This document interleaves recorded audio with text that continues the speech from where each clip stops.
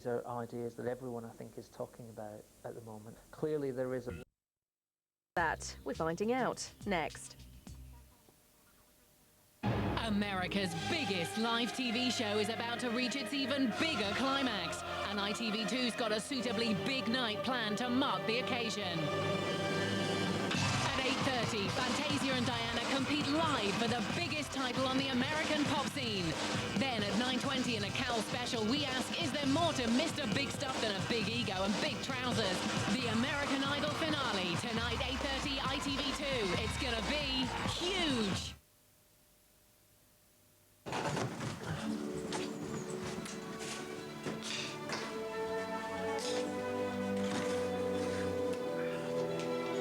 Buy this TV package at Comet and get a handheld LCD TV absolutely free. Big offers at little prices. That's Comet Sense. At Homebase, we're hammering down prices, and this Friday and Saturday it's 10% day. Look, you've missed one over there. There's an extra 10% off everything in store. Homebase. When it's important to you, you need a bank you can trust. Call Yorkshire Bank now on 0800 20 21 22. Morning, sir. Can I help? Morning. Yeah, sausage roll, please. Oh, we haven't got any. Yes, you have. Oh, no, we haven't. What's that then? What's what? That. At Greggs, we don't just sell the food. We bake it ourselves and make it ourselves, so you love it almost as much as we do. Oh, that? Yeah. Wasn't that your van being clamped outside? Morning, sir. Can I help? Have you visited Mother Shipton's cave at Knaresborough? The legendary cave and magical petrifying well are nestled at the centre of a beautiful riverside park. With museum, playground area, tea rooms and gift shop, picnic area and all-day parking. Make a wish in the wishing well and see things turning to stone. At Mother Shipton's cave, Knaresborough. A great day out for all the family. Shop Massive is back this weekend at Don Valley Stadium, Sheffield and Leeds United Football Ground. £2 million of top designer labels, spring-summer stock and nothing over 20 quid. Plus any 2 items for £25, 3 items for £35 and 4 items for just £40. To buy online, log on to shopmassive.co.uk. 10 till 5 Saturday to Monday, Don Valley Stadium, Sheffield and Leeds United Football Ground. At DFS, we've specially extended half price in the Be Yourself collection for this spring bank holiday.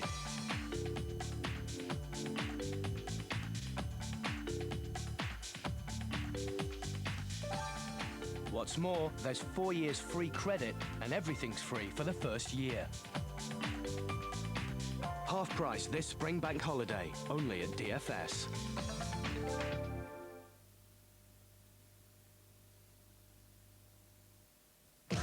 Come to a place where mystical lands and mythical beasts come alive. And for a limited time only, kids go free. Live the adventure. See all 3 attractions soon. Jurassic Park, where the extinct come to life. Turning up the heat tonight on ITV1, Hell's Kitchen at 9 and Confrontations on Corrie at 8:30.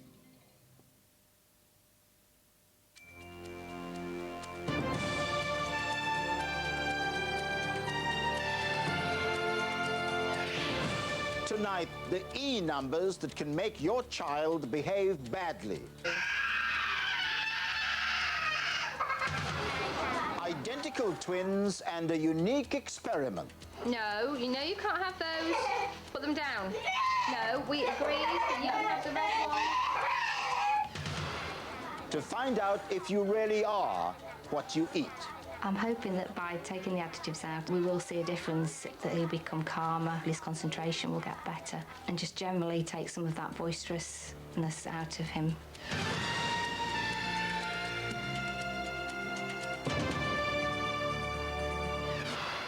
Good evening. Food additives are causing behavioral problems in an entire generation of young people, as an alarming government-backed study confirmed this week.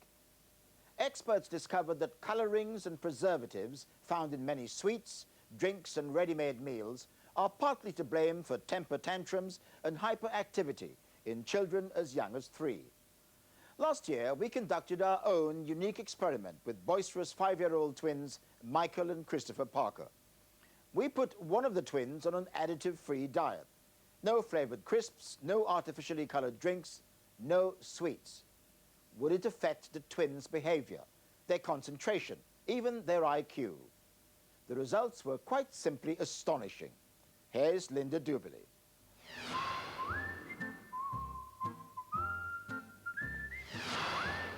Meet Michael Parker. He's 5 years old and likes painting, drawing and Harry Potter.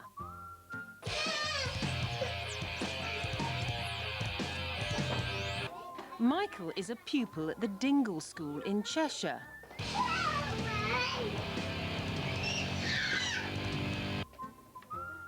Now meet Christopher Parker. He's Michael's identical twin brother.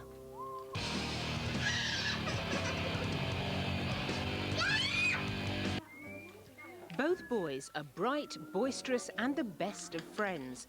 Well, most of the time. This is the story of Michael and Christopher's unique experiment to show the effects some additives can have on our children. Tonight has been investigating the harmful effects of additives for more than a year. This week, our expert, Professor Jim Stevenson, was part of the team which published a study outlining the evidence of those effects for the first time. The study that we just published was undertaken by the University of Southampton in conjunction with the David Hyde Centre on the Isle of Wight. What we were able to show was that when parents were reporting on their children's behaviour, when they had had the additives in the drinks that we were giving them, they were reporting higher levels of activity in the children, more disruptive behaviour in the children, and the children were less attentive when they were playing. This was compared to weeks when children had drinks that just contained pure fruit juice. We went to Michael and Christopher Parker's school, where caterers work hard to provide a wide and varied lunchtime menu. But the school meals are not additive-free. We decided to set the Dingle School a challenge to remove the 39 E numbers which have been associated with hyperactivity in children from school meals for a 2-week period. As well as eating additive-free school meals, the children in teacher Helen McCreary's class will also be given additive-free food at home. The kind of results I'd like from this experiment to see that children perhaps calm down during PE lessons, when walking from one place to the next. They do tend to run to the places that they like to get to.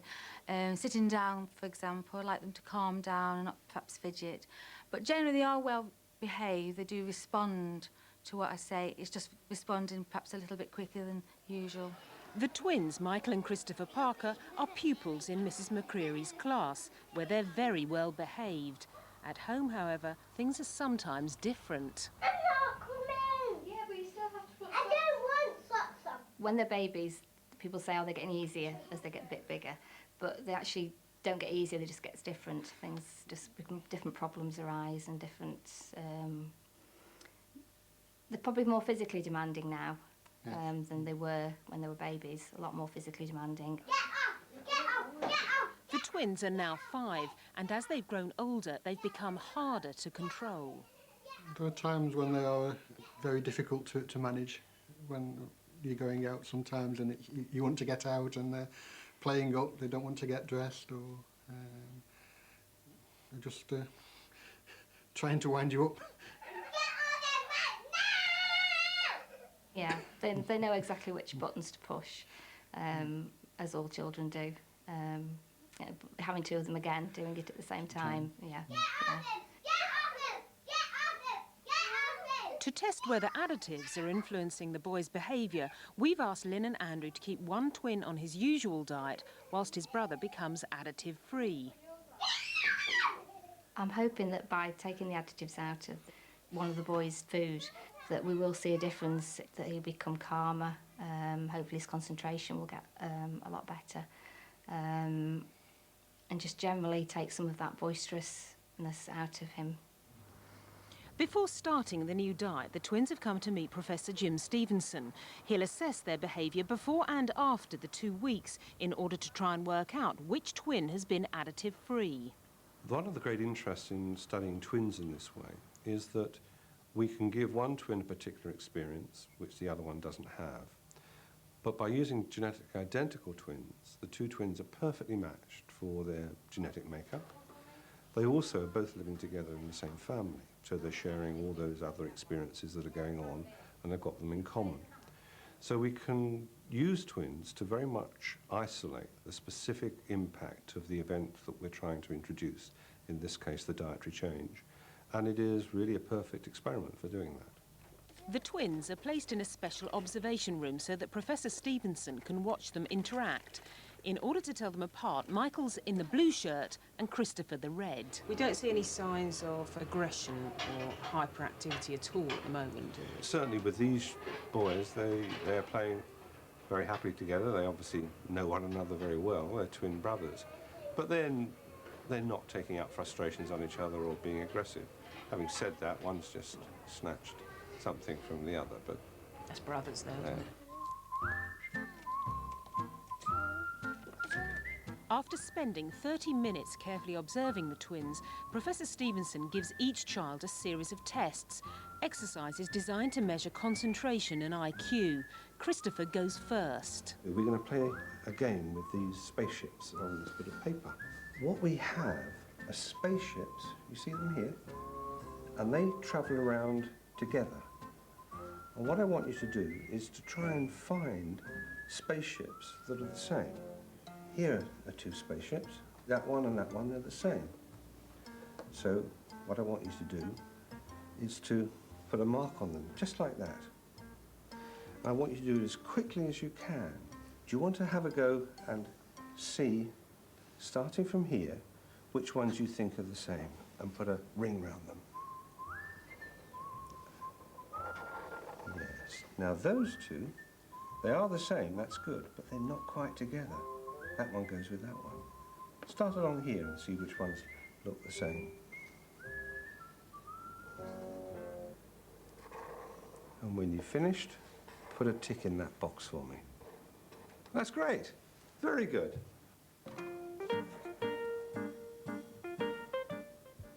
Now it's Michael's turn to do the same series of tests. Quite remarkably, Michael makes exactly the same mistake as Christopher. Even on paper, it's hard to separate these twins. Because those two are not in the same pair. Those go together, but those two are in different pairs. But that one goes with there. You want them side by side. So find the ones that are next to one another in a pair.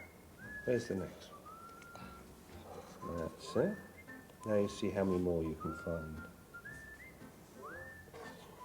Yeah, good. In a further astonishing coincidence, both boys complete the test in exactly the same time, 2 minutes and 40 seconds. Great. OK, Michael, thanks very much. Shall I take the pen? And we'll take you back outside to see Mum. We've just finished the tests and we've had a little prize. The twins were remarkably well behaved, but as every mother knows, it's often a question of angel in the street in the house. We'll be coming back in 2 weeks' time so that Jim can retest the twins to try and spot which one is additive-free. But persuading one of the boys to eat healthily may prove difficult. Nutritionist Amanda Ursell believes that this week's news means parents need to educate themselves on kids' favourites that may be rich in additives or sugar. Some things like colourings and preservatives are actually harmful to children, but also these foods tend to be packed with sugar. The worst offenders seem to be the colourings, and these are the artificial sort of yellow, orange type colourings, E102 for example, which is tartrazine, E104, which is quinoline yellow, and E110, which is sunset yellow. If you're trying to help your children have normal behaviour and to not grow up absolutely addicted to these foods that are rich in additives, then yes, it might take a little bit of time, but it has to be worth it. And okay, you may have to learn the additive numbers, you may have to learn their chemical names, but as I say, it has to be worth it. It's your children's health that's at stake. This week, supermarkets have come under fire for not doing enough to help parents ensure their children eat healthily. I think supermarkets could do a lot more to help parents buy foods that do not contain so many additives. We know they can do this. A lot of them have special ranges of healthy eating foods for children in which they've actually taken a lot of the additives out. So we know it's possible. Hello, George. One woman who's worked hard to develop more choice for parents is Patricia Wee-Way. We first met Patricia last year after she'd removed additives from her son George's diet in order to help with his behavioural problems. Patricia then persuaded a major supermarket to launch a range of products to cater for children with food intolerances. Well, all the products are merchandised together in one area. They're all gluten and wheat free, and a lot of the products are milk free as well. But the great thing about them is that we keep artificial additives to a bare minimum. And one of the reasons for me developing it along those lines is the fact that George can't have most additives in his diet. So I wanted it to be suitable for all parents, and I wanted it to be suitable for George. So I've developed it with him in mind, and it means that it's great for other mothers as well. The dangerous additives are not in these products? No, that's right. There's no artificial colours in the range, there's no aspartame, no monosodium glutamate. The types of products that have been linked with hyperactivity, we try and ensure that they're kept completely out of the range. The Free-From range is going from strength to strength, and most supermarkets now stock additive-free brands for children. Do you have any indication of how sales figures have risen? They've increased by 40% in the last year, so it's doing really well. It's astonishing, isn't it? Yes, it is. It's And do you get any fantastic. feedback from mothers yourself, direct feedback? Yes, I do. I get letters from mothers saying, you know, well done, you're doing a great job, and it's been fantastic, it's changed my life. Just having come back from shopping, and Michael wants a packet of salt and vinegar crisps. It's day one of the additive-free fortnight. Lynn has decided that Michael is the twin who will go on the new diet, but it hasn't proved a popular choice with him. No, you know you can't have those. Put them down. Michael wants a packet of salt and vinegar crisps. No, you're not having salt and vinegar. But in fact, it's only the ready salted flavour that don't contain the forbidden E numbers. No, we agreed that you can have the red one. By the following morning, the situation hasn't improved. You decide what you're having. Michael wants his favourite breakfast cereal, but again it contains the forbidden E numbers. Do you want crumpets? Would you like crumpets? With some butter? You do. Crumpet? It's not allowed what, sorry? His twin Christopher isn't helping matters by trying to wind his brother up even more. You can't have golden nuggets this morning, Michael. The reaction of twins to each other and the way in which they might feel resentful if one's getting special attention than the other is a bit complicated to predict. Some twins do like to very much do the same things. Others like to make a much bigger contrast, and if one is doing one particular activity, the other one may want to do something completely different. It's day 3, and although Michael's behaviour hasn't changed significantly, his attitude towards the new diet has. The testing time today was after swimming. On the way home, they did visit their auntie's shop, and she was about to give them some ice lollies, but he piped up that he couldn't actually have one of the ice lollies with an E number in it, so that was quite good. 8 days into the additive-free fortnight, and Lynn is starting to see a real turnaround in Michael's behaviour. Bedtime was good. They actually went into the bathroom and did their teeth themselves tonight.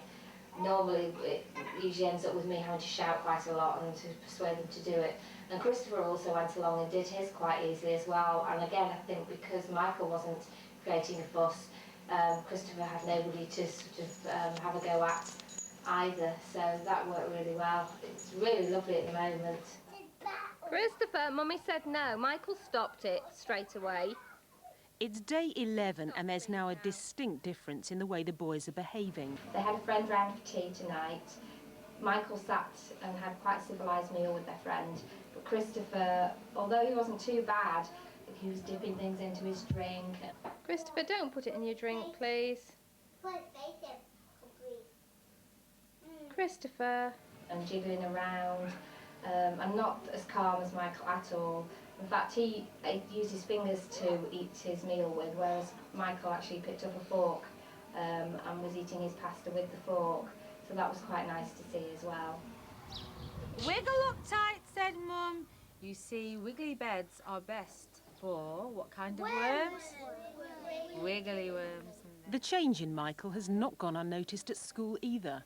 In fact, after a fortnight on additive-free food, Helen McCreary has witnessed changes in the whole class. I have noticed a lot of behaviour difference between the children during activities in the class, outside, and also during PE activities. One thing I've really noticed is when I ask them to do something, they go and sit down straight away, or get their pencil straight away, or get their activity book straight away, without me having to remind them or ask them over and over again. And I gave them all smiley faces because I was well impressed. The little house by the sea had a place for everyone, and they lived happily ever after. The children are given questionnaires for their parents to fill out. These will record any differences they may have observed in their child's behaviour over the additive-free fortnight. The following morning, the twins are back at the observation suite. Christopher is again in the red and Michael in the blue. I'm blind as to which of the twins has had the dietary change. Of course, the twins' mother isn't. So we may very well have a situation where she may well report a change in the child's behaviour, and this may actually reflect genuine difference, but of course it's difficult scientifically to accept that. This is why my assessment perhaps is quite important, because I don't know which of the twins has been put on the modified diet. So Jim, we're here now, 2 weeks on. Can you see any noticeable difference between the twins? Well, last time we were here, I thought they behaved in a very similar manner to each other. What I'm going to be looking for this time is not to compare their behaviour now with them, because that's very difficult. But assuming that they were very much like each other last time, can I see any differences between them now? Does one of them look rather more driven in their behaviour, rather more inattentive, rather more overactive than the other? And hide it quite hard, okay? No, not on there. No, we can't do it in those corners, can we? After spending 30 minutes watching them carefully, Jim's confident that he's noticed a difference between the twins. The most striking thing, I think, is that Michael is a bit more assertive and perhaps controlling, but certainly more verbal of the two today. It's time to repeat the written tests. Hello, Christopher. Come and have a sit down there. So do them as quickly as you can. Right, Michael. What we're going to do is some of those games that we played last time.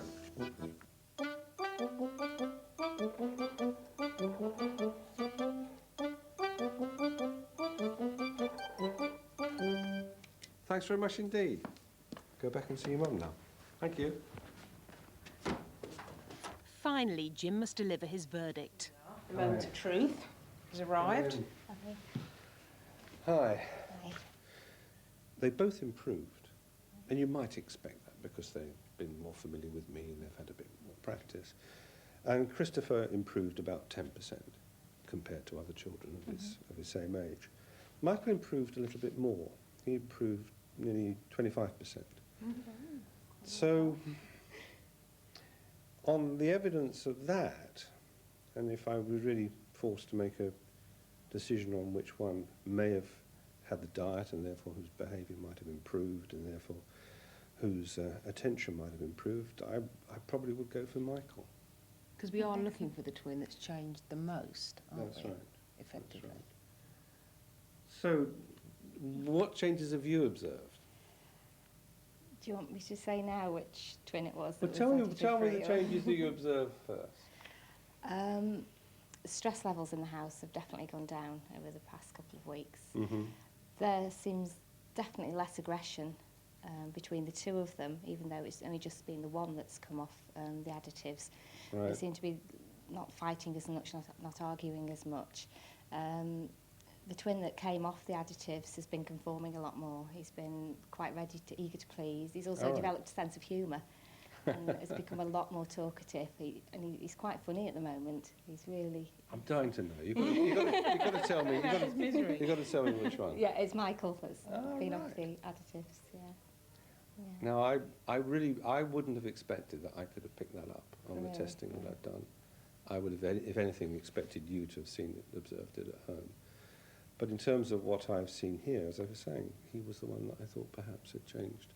Yes, he has. He's definitely changed over the past couple of weeks.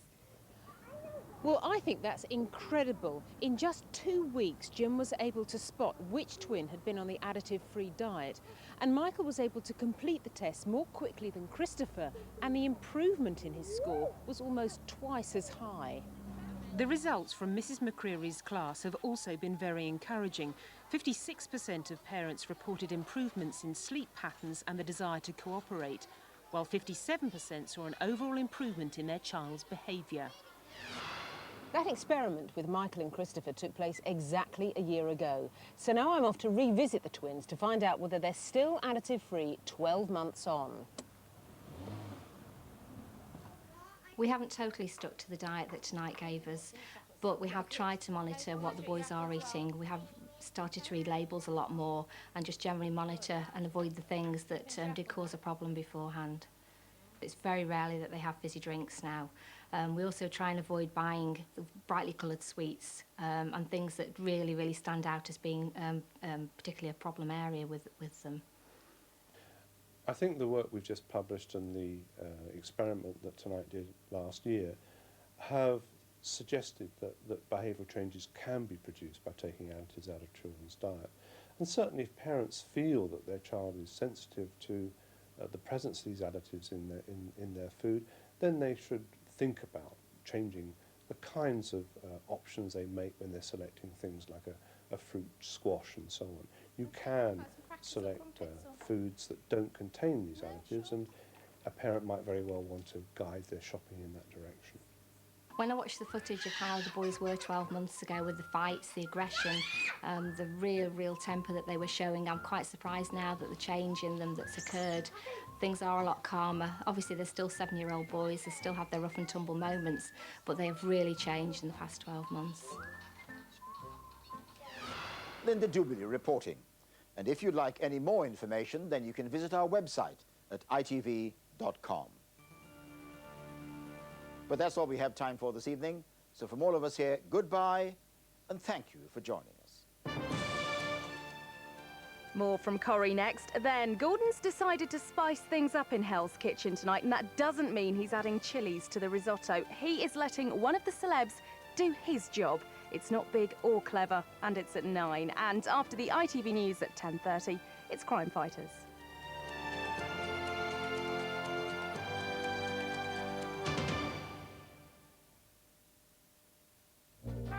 A huge night over on ITV2. It's the American Idol finale.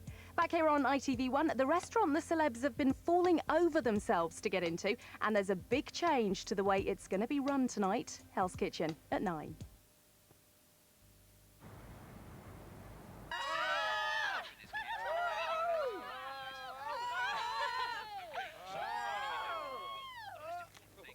Coronation Street is sponsored by Cadbury Great Things to Do.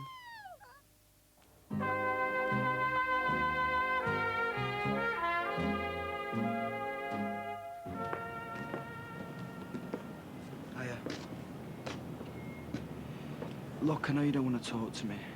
I just wanted to say what Todd did to you. He's sick. He's sick. You're not standing by him then? You're joking. He moved out. I'm staying with my boss. I never want to see him again. Jason, tell me truthfully, did you really have no idea he was gay? No, I didn't. If I'd have known Sarah, I don't know what I'd done, but I'd done something. I hate him. I really hate him. Yeah. I'm not surprised. Look, I'll see you around, yeah?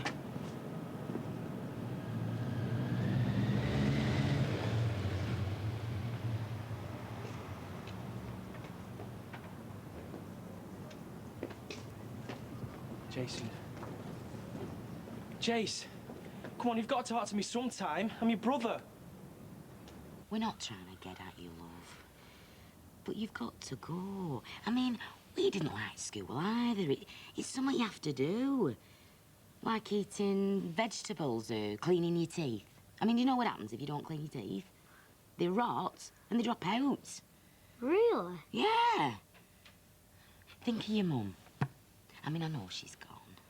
And that must hurt. I know it must. But you love her, don't you? Suppose. Right. Well, make her proud of you then. Get to school, get dead clever, get a great job, have loads of money, and a great big house. With a garden for dogs? Yeah, loads and loads of dogs. All right. I'll go to school every day. Good lad.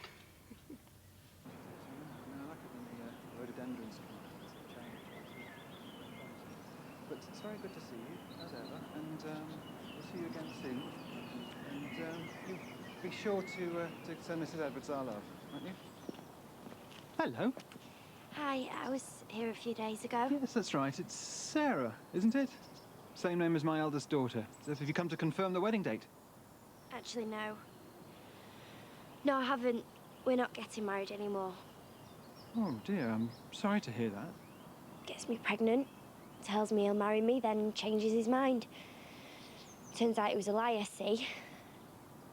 He lied about everything. He's gay. I see. Anyway, I'm sorry. I just wanted to tell you that the wedding's off. Sarah, would you like to sit down for a minute or two? Oh, you don't have to stop now, you know. That back door could do with a lick of paint if you like. No, I think I've done enough painting today.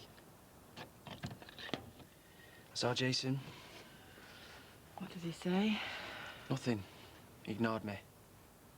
I can't stand the thought of him hating me. Oh, he doesn't hate you, love. He's just finding it hard to come to terms with the thought that you're gay. You've got to give him time. I'm not like you. You've had ages to come to terms with this. We're just starting out. Yeah, I know. But of all the people I dreaded telling, I never once thought of Jason. I thought... I don't know, I thought I might get it because he knows me. I knew Sarah and Earl would go ballistic. Of course they would, but you and Jace... Mum, if I haven't got you and Jace, what have I got? I always thought that we'd be together forever. That he'd never look at another girl. That he was different from most boys. Turns out I was right. I loved him so much. I'm sorry. You know, Sarah, the breakup of a relationship, a loving relationship, sometimes it's the same as when one partner dies. There's a need to grieve, to mourn. Yeah, but he's not dead though, is he? He's living across the street from me, and I'm gonna see him every day. I'm gonna watch him going out. Probably bringing blokes back. I just can't cope with that. I can't. And there's Billy. Billy? Our baby. He's a boy and we're gonna call him Billy, Billy Grimshaw. Todd's gonna want to see him, be a part of his life, our life. I can't cope with that, not after everything. Words aren't much comfort at times like these, are they? I feel sorry for you, Sarah, deeply sorry, for both of you. You feel sorry for Todd? But he's gay. Don't you think that's wrong? Doesn't the Bible say that that's evil? I'm not here to judge, only to guide, to help. Sarah, I do want to help you. Help me? How? By urging you to forgive Todd. Whatever he's done, whatever's been said, forgive him. Forgive him? How can I? He's ruined everything. He's taken everything away from me. He's made the last 2 years of my life mean nothing, and I hate him. And I'm always gonna hate him. You can talk about forgiveness, but this has happened to me. To me, and I'm never gonna forgive him, never. I hope he rots in hell. Here we go. They're off. Which one's our horse, Uncle Les? Number 7, Big Fat Nelly. What do you reckon to its chances? It'll walk it. Don't we want it to run it? Come on, my son. Come on, Nelly. Come on, Nelly. Get a move on, you useless bag of bones. Oh, come on. Use your whip, you idiots. Come on, Nelly. Oh, who's that? Here, hold this. Come on. Come on. Come on. Come on. Come on. Get a move on, you useless bloody article. Oh, hello. What do you want? I'm not buying out. Bib Wright, Social Services. I'd like to see Chesney, please. Oh, well, he's not here at the moment. She's gonna win. She's gonna win. Result! Oh, look. She's wrong. Hello, Chesney. My, you've taken some tracking down.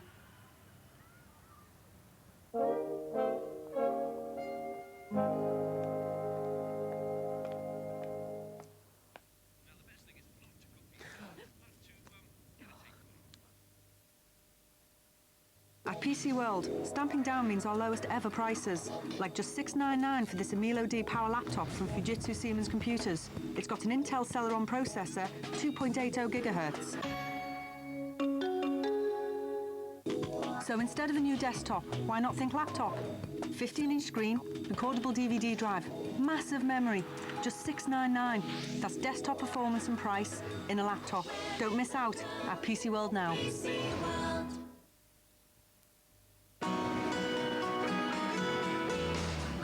Reactions lenses react to light, and now at Specsavers, they're free. With B&Q clearance, we've up to 50% off hundreds of products, like this cordless drill, now only $14.98. And this circular saw with red-eye laser line technology is just $24.98. And at B&Q, we've up to 50% off selected fires too. This hot flame fire is under £49.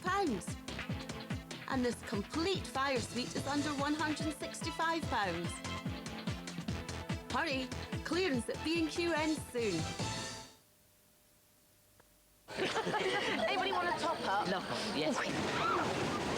More summer at Boots, with 3 for 2s on thousands of products, including stuff for your skin, your hair,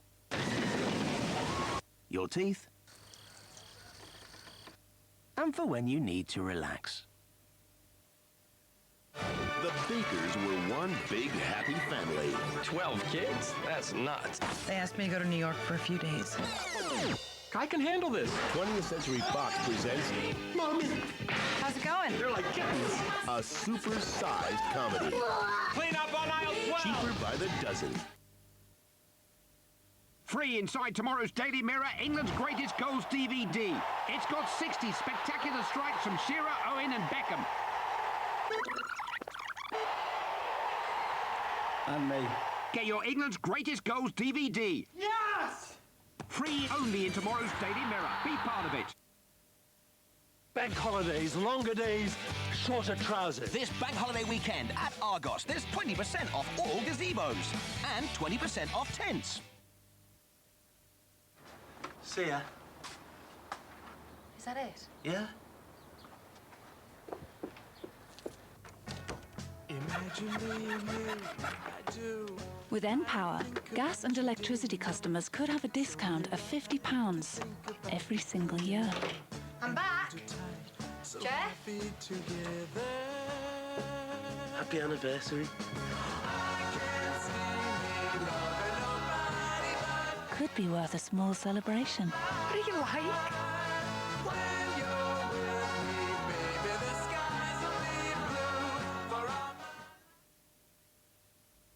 To him, it's an old banger, an embarrassment to his mother, and the reason Sandra won't look at him twice. To us, it's a deposit. Carcraft, there's over 2,000 cars in stock. Carcraft, many cars at £25 per week.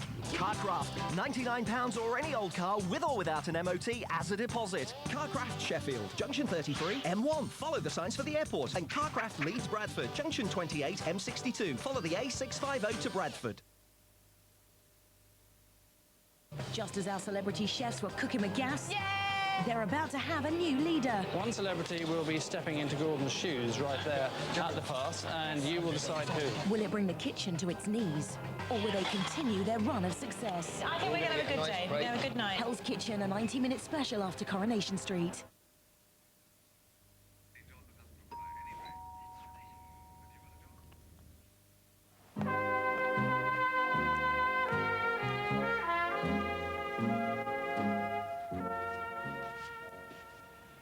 Come for me stuff.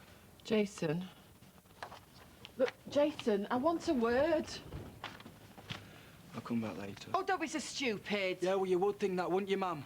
Jace, don't go. We need to talk. Tell him to get out of my way now. Why don't you tell me yourself? Tell him to get out of my way, Mum, before I smash him in his face. Don't! Hitting out with your fist like normal, Jace. Come on, then. That's what you want to do. Do it. Tell him. Hit me, Jason. Go on. Prove you're a man. Call me a bender, a puff, a queer. Want some pain, you can write it on the front door. Come on. Listen, you touch me again, and I'm smashing your teeth. I'm still me, Jace. I'm still me. If you want to, then hit me. Just do it if it'll make you feel better. Just don't ignore me, Jace. Hit me, or aren't you man enough?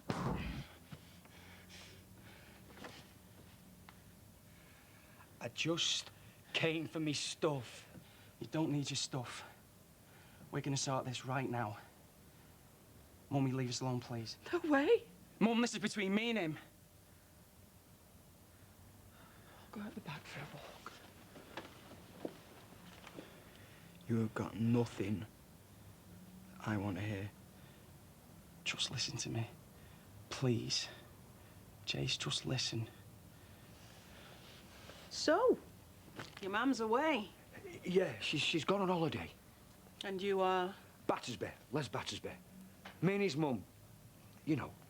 Bit rough on you, isn't it, Chesney? Your mum going on holiday without you? He didn't want to go. Said he'd rather stay here. That's right, innit, lad? Yeah, because she was going to Africa. Because she'd seen on telly about children starving and stuff. And she just thought she had to do something to feed them. So she went and she asked me if I wanted to go with her, but I thought, no, don't fancy that. So I stayed here with my Uncle Les. Africa? I never really had your mum down as a charitable sort. Oh, she is. She really is. Right. Well, we've played the game. You've told me your tale and I've listened. Where is Scylla, Mr. Battersby? I don't know. She packed her bags and cleared off. Could you make me a lovely cup of tea? White. 2 sugars? I'd like to speak to Chesney alone. Yeah, right. Do you think I wanted all this to happen? I've been fighting it for ages. Yeah, because you knew it was disgusting. Because I was scared. Scared of what people would think. Scared because I didn't want to be different. Why give up fighting it? You're just doing it for attention. You've got to be kidding. You think I want all this? Queer paint on the front door, breaking Sarah's heart. People staring at me in the street. You ignored me. You seriously think I came out for attention? I don't know. I can't help being me. I tried so hard to make it work with Sarah. I loved her, but it wasn't enough. I thought if we had a baby, it'd be better. If we got married, you know. But I was wrong. I don't want to lose you, Jason. I've lost Sarah. I need you. I'm going to be a dad. You're going to be an uncle. Uncle Jason. I want you to be a part of my baby's life. Be his godfather. Come to the park with us. I always thought you were the one person I could rely on. Us against them. Remember? It was when we were kids. You've changed. Yeah, I have. I've changed a lot. I used to sit in corners, head in a book, trying to fade into the background, but not anymore. I'm not hiding away. I'm not going to let people walk all over me. The past week has been the hardest of my life, but I've got through it. Chase, you've always been there for me. When me ball used to go over the fence, you'd fetch it. I remember when Matt Broadhurst nicked me rollerblades and you bashed him and got him back for me? I never asked you to do that. I never asked you to do anything for me. But you did it. You did it because you're my big brother. Because of who we are. Yeah, you know, I've changed, but so have you. We've grown up, but mate, I'm still the bloke you grew up with. I'm still your brother. No. No, you're not.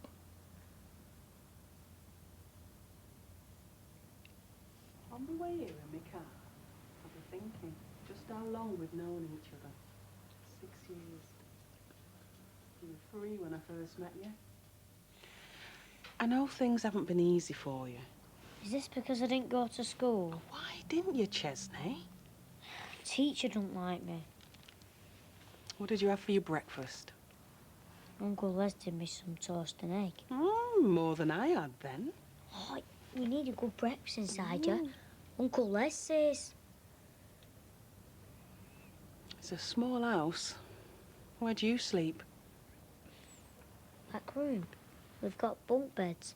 Kirk sleeps on top and I sleep on bottom. And Kirk is Fizz's boyfriend then. Do you like him? Yeah. He works in the kennels. And I've got a dog. Only he's too much to look after. So Kirk has him at work. I get to see him more whenever I want. Mrs. Wright, I'm not lying, honest. It's the best place I've ever lived. And I really, really like it here.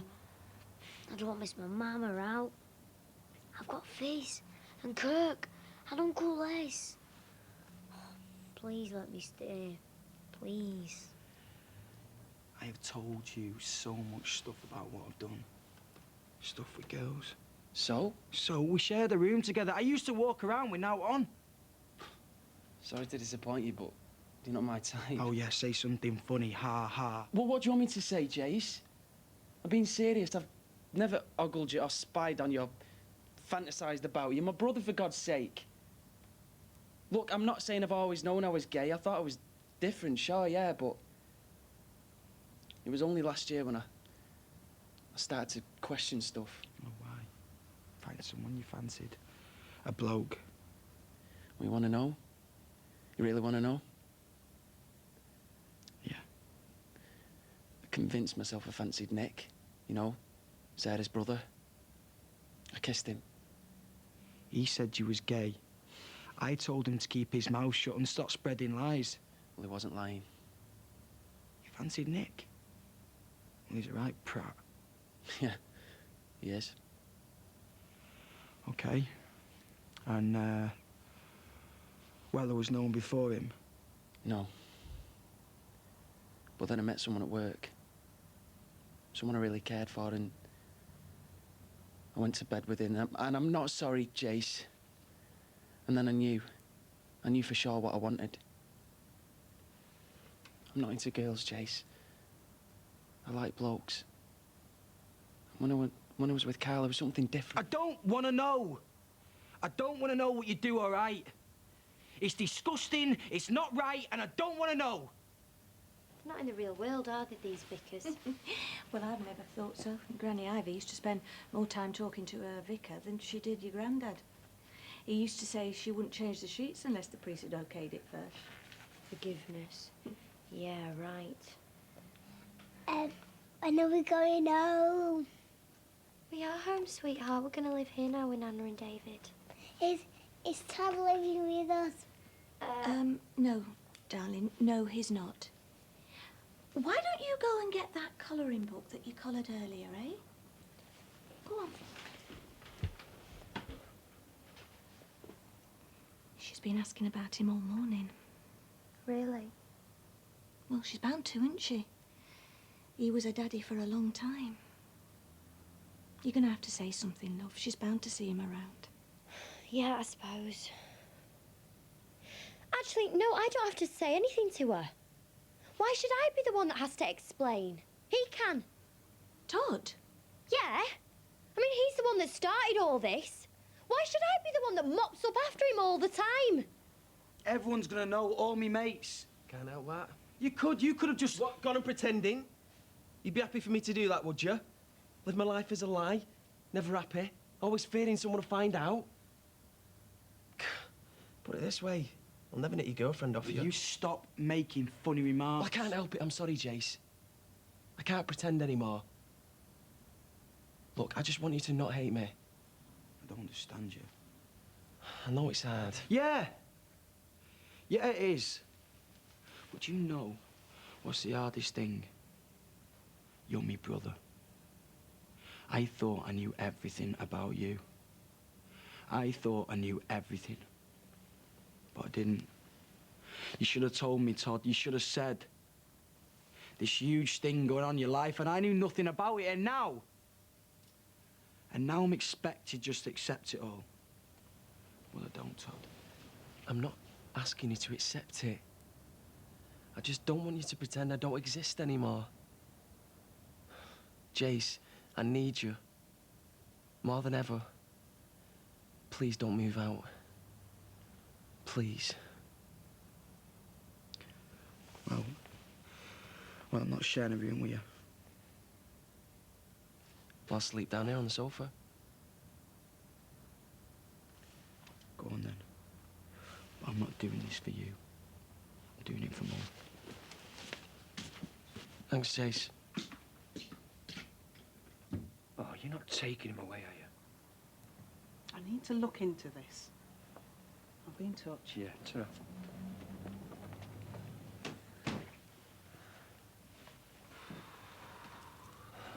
I'm sorry. What for? Bunking school. I won't bunk again. I'll go every day. I'll do my homework. I won't cheat the teachers.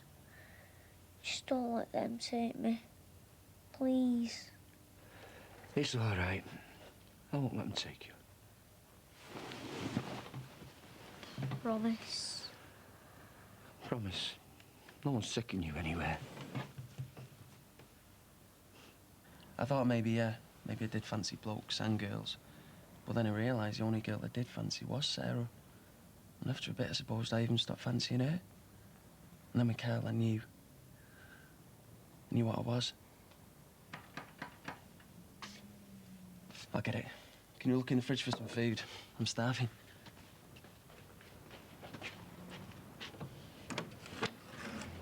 Sarah, I'm really glad you've come.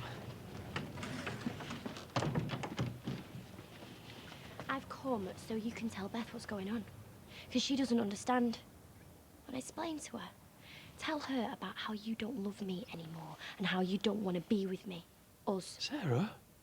Go on, talk to her. I dare you to face up to what you've done. I can't.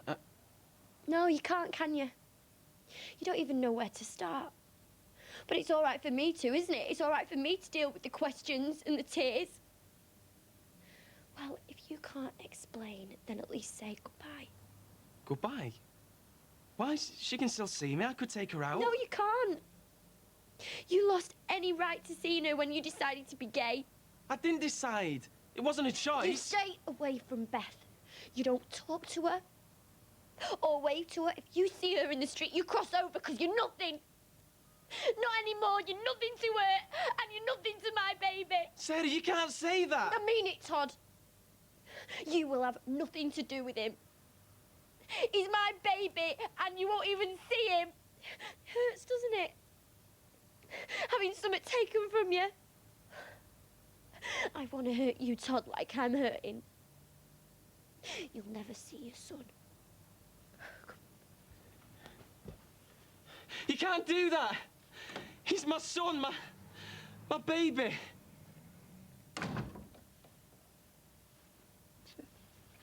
He's my son.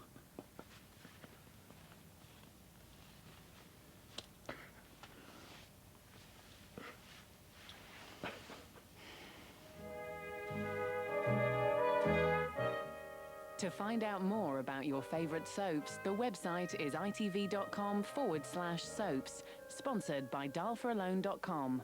Next here, things have taken a tumble in Hell's Kitchen. Matt, you get security. Stupid. Before somebody kills himself. Okay, open your eyes. And later, after the news, Crime Fighters UK.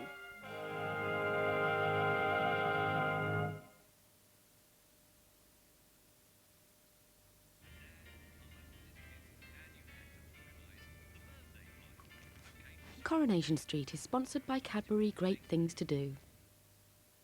For one spectacular evening each year, the brightest stars of classical music will gather at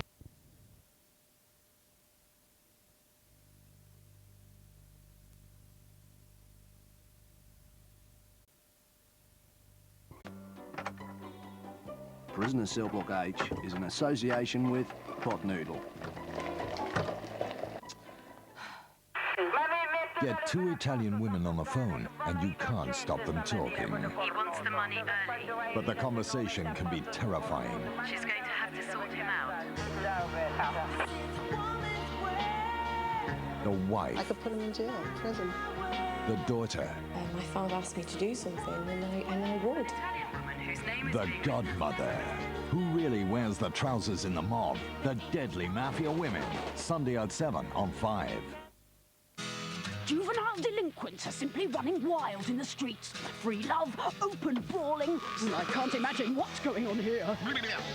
They've got a blatant disregard for safety. Wow, that was great. And absolutely no colour sense. Really, quite promising. I mean, this lot are a right bunch of animals. Animal House starts Monday the 6th of July, 8:30 on 5. Really, I blame the parents. Every day, Gloria's got a house full. Kitchen's never empty. A walk on the wild side. And then a good glug of wine. The lounge is a hive of activity. I sleep with this on all night long. Very attractive, Julie. Do you not feel like a lampshade? And the patio's packed with potted plant life. What can I do? Herbaceous border. Busy up your afternoons. Open house with Gloria Honeyford. Weekdays at the new time of 2:30 on 5. Such a fantastic show.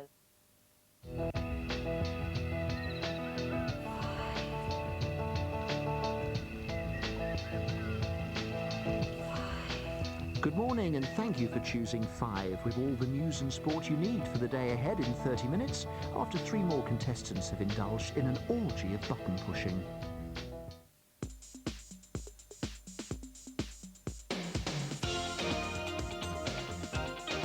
This is 100%. Our carryover champion back for her 4th game is number 1. What is your name? Hello, I'm Michelle Richardson and I'm from St Helens. Number 2, what is your name? Hello, I'm Martin Coleman and I'm from Oxford. Number 3, what is your name? Hello, I'm Julie Civil from South Benfleet, Essex. In the course of the next 25 minutes, I'll ask 100 general knowledge questions which you should answer by pressing the appropriate button. At the end of the game, the contestant who has scored the closest to 100% will be today's champion. Good luck to you all. The competition begins now. Question 1. In 1998, Britain's first colony of what was discovered eating a conservatory in Devon? A. Termites, B. Coipoos, or C. Hyenas? The answer is A. Termites. Question 2. What position does the footballer Alan Shearer play? A. Midfield, B. Striker, or C. Defender?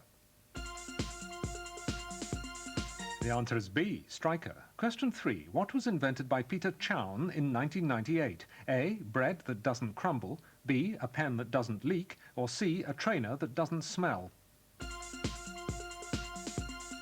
The answer is C, a trainer that doesn't smell. Question 4. In which television programme was Marshal Matt Dillon a character? A. Bonanza, B. Gunsmoke, or C. The Virginian? It was B. Gunsmoke. Question 5. Norwich stands on the river Howsam. Is that true or false? It's false. It's the Wensum. Question 6. What meat is used in the Italian mortadella sausage? A. Pork, B. Lamb, or C. Beef?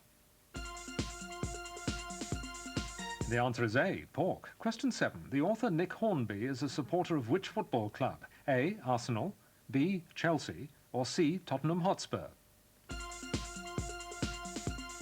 The answer is A. Arsenal. Question 8. What was the first name of the French revolutionary Robespierre? A. Maximilien, B. Eugène, or C. Hugo?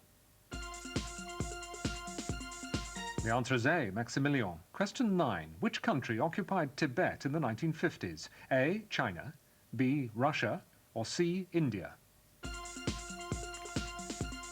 The answer is A. China. Question 10. The international airport on Antigua is named after the test umpire Dickie Bird. Is that true or false? It's false. It's named after V.C. Bird. After 10 questions, the percentage of correct answers given so far is as follows. Julie has 60%, Martin has 80%, Michelle is in the lead with 90%. Question 11. Which scientist discovered benzene? Was it A. Isaac Newton, B. Michael Faraday, or C. benzene? The answer is B. Michael Faraday. Question 12. What is the Brisbane box? A. A tree, B. A fish, or C. Cricketing protection? The answer is A. A tree. Question 13. The Case of the Velvet Claws was the first book to feature which detective character?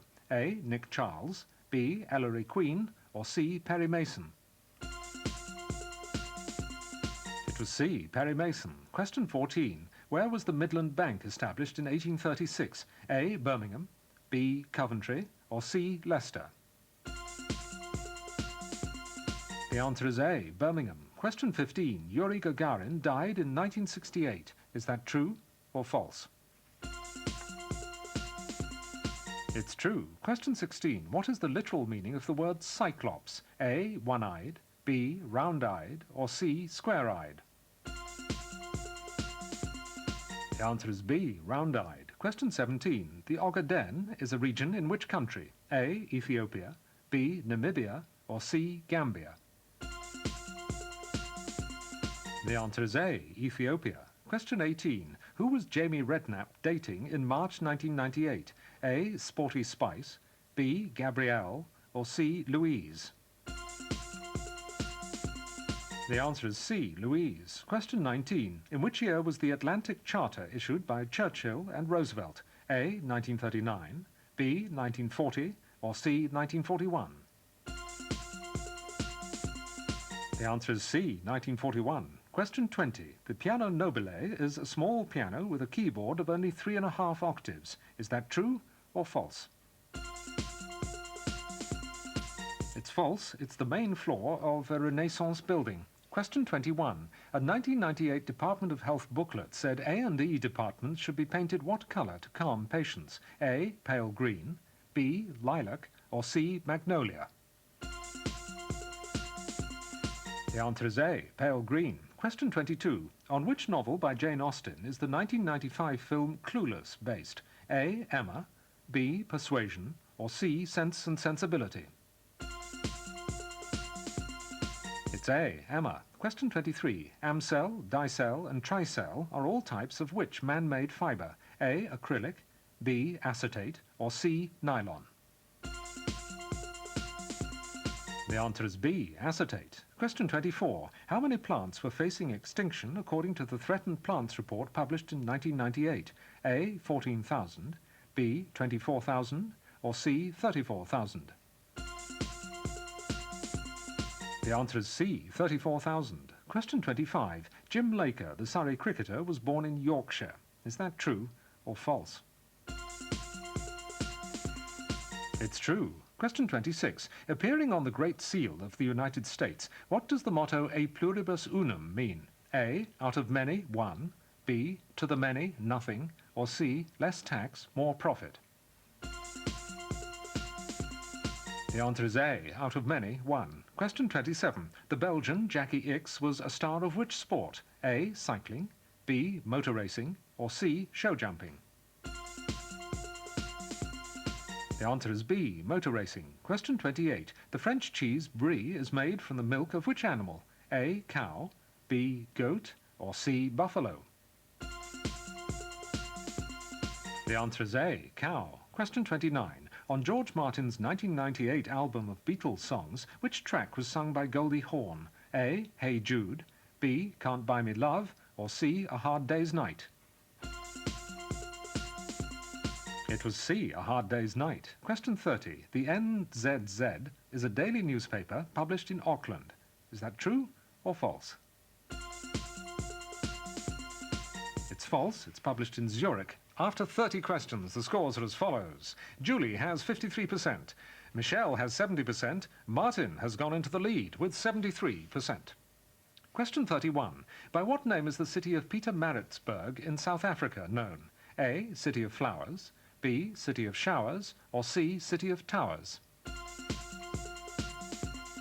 It's A. City of Flowers. Question 32. Which two English royal houses were united by Henry VII?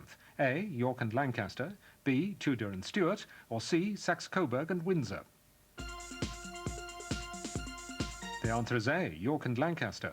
Question 33. In 1998, it was announced that the journalist Anthony Howard would help which MP write his memoirs? A. Kenneth Clarke. B. Michael Heseltine. Or C. Tony Benn? The answer is B. Michael Heseltine. Question 34. Which film won the 1998 BAFTA for Best British Film? A. Nil by Mouth. B. The Full Monty. Or C. Mrs. Brown? It was A. Nil by Mouth. Question 35. The first member of the Bernadotte dynasty to rule Sweden was French. Is that true or false? It's true. Question 36. In Greek mythology, the ninth labour of Heracles was to obtain the girdle of whom? A. Hippolyta. B. Hera. Or C. Lightning the Gladiator? The answer is A. Hippolyta. Question 37. Bishop Hugh Latimer was burnt at the stake for treason in the reign of which monarch? A. Henry VIII. B. Edward VI. Or C. Mary I? It was C. Mary I. Question 38. Which of the following is a song from the musical Lady in the Dark? A. Tchaikovsky. B. Beethoven. Or C. Brahms? The answer is A. Tchaikovsky. Question 39. The war in which country was ended by the Lancaster House Agreement? A. Rhodesia. B. Bosnia. Or C. Spain? It was A. Rhodesia. Question 40. A horse's pastern is situated halfway up its leg. Is that true or false? It's false. It's part of its foot. Question 41. The scholar Benjamin Jowett is best remembered for his translations of whose works? A. Plautus. B. Plato. Or C. Pluto?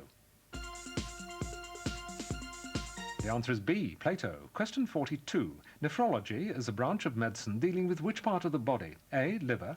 B. Kidneys. Or C. Lungs? It's B. Kidneys. Question 43. In Jane Austen's Pride and Prejudice, who is the oldest Bennet daughter? A. Elizabeth. B. Lydia. Or C. Jane? It's C. Jane. Question 44. The Galapagos Islands take their name from the Spanish name for which animal? A. Turtle. B. Monkey. Or C. Crab? It's A. Turtle. Question 45. Leslie Grantham left EastEnders before Jean Alexander left Coronation Street. Is that true or false? It's false. Question 46. Mark Twain said he would not go to heaven if what was not permitted? A. Drinking whiskey. B. Smoking cigars. Or C. Eating pickled onions? The answer is B. Smoking cigars. Question 47. Jesus wept is a verse from which book of the Bible? A. St. Mark's Gospel. B. St. Luke's Gospel. Or C. St. John's Gospel? It's C. St. John's Gospel. Question 48. Sadie Marks was the wife and colleague of which American entertainer? A. Phineas T. Barnum. B. Jack Benny. Or C. George Burns? The answer is B. Jack Benny. Question 49. Traditionally, how many good emperors did Rome have? A. 5. B. 6. Or C. 7? The answer is A. 5. Question 50. New Germany is the largest island of the Bismarck archipelago. Is that true or false? It's false. New Britain is the largest. After 50 questions, the scores are as follows. Julie has 52%, Martin has 66%, Michelle has 70%. The lead has changed again. The game continues after the break.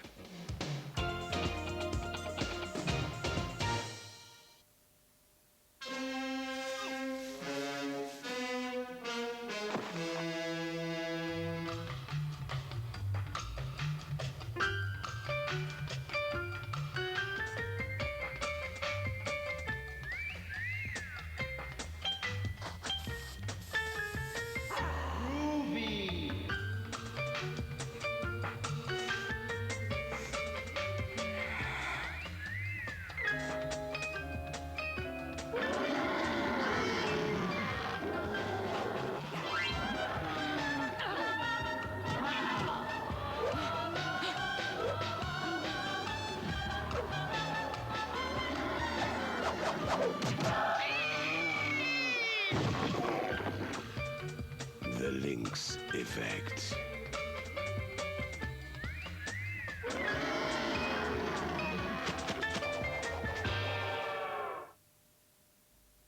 Heat styling can actually improve the condition of your hair, because with heat-activated organics, now where there's heat, there's beautiful hair.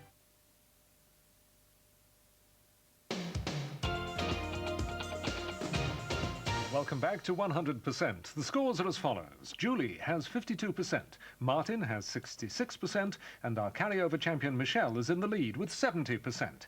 From now on, I'll give updates of the scores, but without revealing who has scored what. The game continues with question 51. What was Marlon Brando's first film? A, The Boys, B, The Men, or C, The Geriatrics? It was B, The Men. Question 52. Which town has its municipal airport at Shoreham by Sea? A, Blackpool, B, Bognor, or C, Brighton? The answer is C, Brighton. Question 53. In which year was the Tour of Britain, or milk race, launched? A, 1951, B, 1956, or C, 1961? It was A, 1951. Question 54. What was the real surname of Eric Morecambe? A, Benjamin, B, Bartholomew, or C, Blinkhorn? It was B, Bartholomew. Question 55. The Roman god Mercury was the equivalent of the Greek god Eros. Is that true or false? It's false. He was the equivalent of Hermes. Question 56. Clement Attlee became first Earl Attlee of where? A, Wimbledon, B, Walthamstow, or C, Wood Green? The answer is B, Walthamstow. Question 57. Hoppin' John is a dish of the southern United States associated with which time of the year? A, Christmas, B, New Year, or C, Thanksgiving? The answer is B, New Year. Question 58. Which musical features the song Baubles, Bangles and Beads? Is it A, Coco, B, Can-Can, or C, Kismet? It's C, Kismet. Question 59. In which year was the last house removed from London Bridge? A, 1762, B, 1862, or C, 1962? It was A, 1762. Question 60. In the periodic table, sodium does not have the atomic number 4. Is that true or false? It's true, it's number 11. After 60 questions, the scores are as follows. One of you has 50%, one of you has 62%, one of you has 67%. Question 61. The plant mat amaranth is known by what alternative name? A, prostrate pigweed, B, dogged duckweed, or C, in the corner catweed? The answer is A, prostrate pigweed. Question 62. What nationality is the novelist Margaret Atwood? A, Canadian, B, Australian, or C, New Zealand? The answer is A, Canadian. Question 63. Which flag is depicted in Jasper Johns' painting Flag? A, Union Jack, B, Stars and Stripes, or C, United Nations flag? The answer is B, Stars and Stripes. Question 64. In which century was Frederick Barbarossa the Holy Roman Emperor? A, the 12th century, B, the 13th century, or C, the 14th century?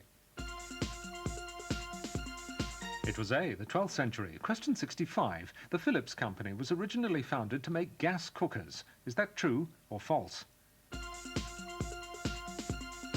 It was false. It was to make incandescent lamps. Question 66. Who created the Careless Talk Costs Lives series of posters? A, Kenneth Fish, B, Kenneth Bird, or C, Kenneth Fly? It was B, Kenneth Bird. Question 67. Who wrote the novel Captains Courageous? Was it A, John Buchan, B, Rudyard Kipling, or C, Robert Louis Stevenson? The answer is B, Rudyard Kipling. Question 68. Where is Little Ben, the 30-foot version of Big Ben? A, Marylebone Station, B, Fenchurch Street Station, or C, Victoria Station? It's C, Victoria Station. Question 69. Which biblical name is given to a person who seems to bring bad luck? A, Job, B, Jonah, or C, Judas? B, Jonah. Question 70. The German statesman Willy Brandt was a Danish citizen for a time. Is that true or false? It's false. He was a Norwegian citizen. Question 71. What is the longest river of New Zealand? A, Waitaki, B, Waikato, or C, Why Bother? The answer is B, Waikato. Question 72. In 1998, how many people phoned the Paris hotline for World Cup tickets on its first day? A, 10 million, B, 20 million, or C, 30 million? The answer is B, 20 million. Question 73. Who won the 1998 US Masters Golf Championship? A, Fred Couples, B, Paul Azinger, or C, Marco Mira? The answer is C, Marco Mira. Question 74. Peretola Airport serves which Italian city? A, Genoa, B, Florence, or C, Naples? The answer is B, Florence. Question 75. Saloti was the last queen of independent Hawaii. Is that true or false? It's false. She was the Queen of Tonga. Question 76. What is the nickname of the New York Stock Exchange? A, Big Board, B, Big Bird, or C, Big Bang?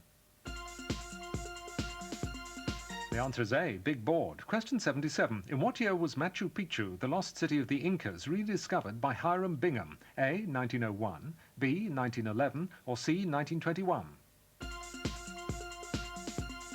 The answer is B, 1911. Question 78. Which actor did Dick Sargent replace as Darren in the TV series Bewitched? A, Dick Leeds, B, Dick York, or C, Dick Bradford?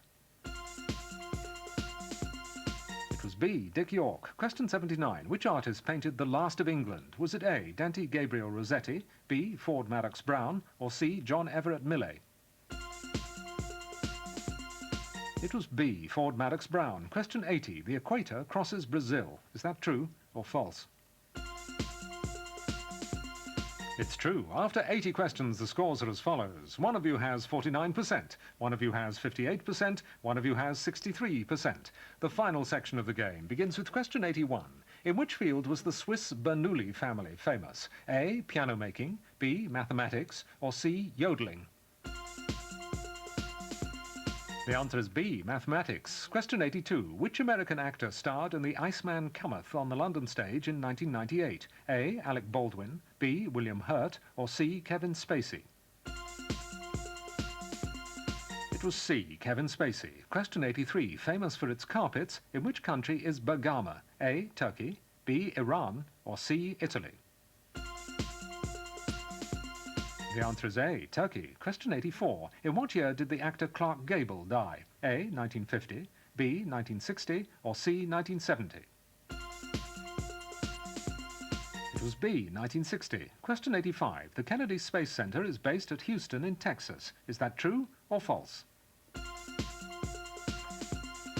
It's false. It's at Cape Canaveral in Florida. Question 86. What is the common name for lead acetate? A, salt of lead, B, sugar of lead, or C, flour of lead? It's B, sugar of lead. Question 87. Who wrote the play Black Comedy? Was it A, Michael Frayn, B, Alan Bennett, or C, Peter Shaffer? The answer is C, Peter Shaffer. Question 88. Of which Australian province is Brisbane, the capital? A, New South Wales, B, Victoria, or C, Queensland? The answer is C, Queensland. Question 89. What was the profession of Leonid Brezhnev before he joined the Communist Party in 1931? A, accountant, B, ship engineer, or C, land surveyor? The answer is C, land surveyor. Question 90. The Breton language is closely related to Cornish and Welsh. Is that true or false? It's true. Question 91. What were the first names of Pickard, the American inventor of the crystal detector? A, Blackleaf Prettier, B, Greenleaf Whittier, or C, Redleaf Wiser? The answer is B, Greenleaf Whittier. Question 92. Elizabeth, Lachlan and James are the three children of which businessman? A, Rupert Murdoch, B, Terence Conran, or C, Alan Sugar? The answer is A, Rupert Murdoch. Question 93. The American Patty Berg won over 80 tournaments in which sport? A, golf, B, tennis, or C, pool? The answer is A, golf. Question 94. In which Canadian province are the Athabasca Falls? A, Manitoba, B, Alberta, or C, British Columbia? It's B, Alberta. Question 95. A whelk is larger than a winkle. Is that true or false? It's true. Question 96. What colour is the mineral atacamite? A, red, B, green, or C, sandy yellow? It's B, green. Question 97. Which French artist was described by critics as painting with a drunken broom? A, Matisse, B, Delacroix, or C, Géricault?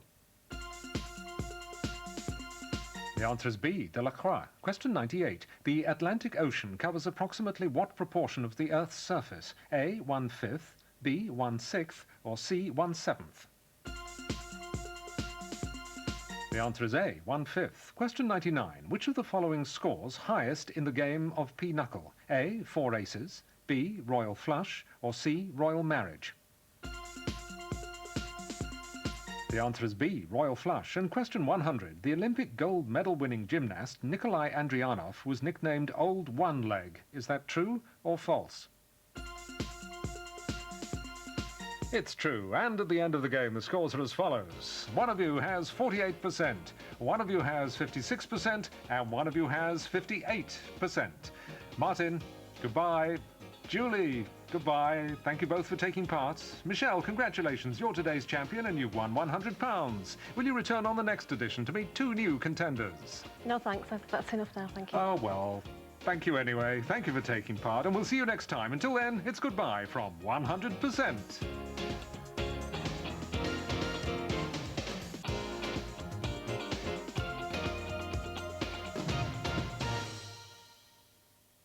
True suspense for Channel 5's World Cup widows. We may never really know what happened that awful day. The star of the legendary Cagney and Lacey is back on the wrong side of the law. Bragging about the affairs she had since the first day they were married. A compelling double act, the picture of innocence, and her brilliantly bad twin sister. Based on actual events. The police investigation has been a comedy of errors from the start. Sharon Gless and Sharon Gless in Separated by Murder, Saturday now at 8:05 on 5. Every day, Gloria's got a houseful. The kitchen's never empty. A walk on the wild side. And then a good glug of wine. The lounge is a hive of activity. I sleep with this on all night long. Very attractive, Julie. Do you not feel like a lampshade? And the patio's packed with potted plant life. What can I do about my herbaceous border? Busy up your afternoons. Open house with Gloria Honeyford. Weekdays at the new time of 2:30 on 5. It's such a fantastic show. Juvenile delinquents are simply running wild in the streets. Free love, open brawling, and I can't imagine what's going on here. They've got a blatant disregard for safety. Wow, that was great. And absolutely no colour sense. Really, quite promising. I mean, this lot are a right bunch of animals. Animal House starts Monday the 6th of July at 8:30 on 5. Really, I blame the parents.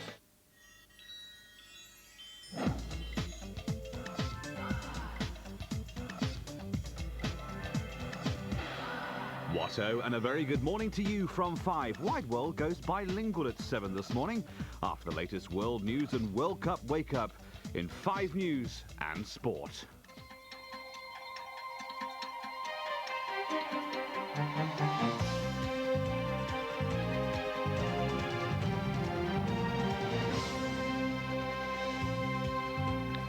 On 5 News and Sport this morning, gay rights activists celebrate as MPs vote to lower the age of consent.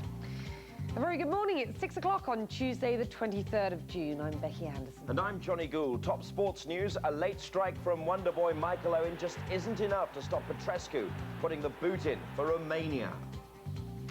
Also, this next half hour, looking for the dark matter that makes up most of the universe. Well, don't head to outer space. Look no further than the depths of Yorkshire. It's make or break for the Bravehearts as Scotland prepare for the crunch game with Morocco. And why Sadler's Wells could have dug up the answer to the problems of arts funding. All that coming out before, though, it's time for us to head north to the roof of this building where Tanya is standing by with the weather news. Tanya? Well, I can see a little bit of blue sky, just a tiny bit. Not many of you will be able to see blue sky this morning. because this is where the best of the driest and brightest weather is, just in the southeast, but elsewhere there's a lot of cloud around and outbreaks of rain or drizzle, particularly along the west and the north and west of Scotland, seeing some heavy outbreaks at times.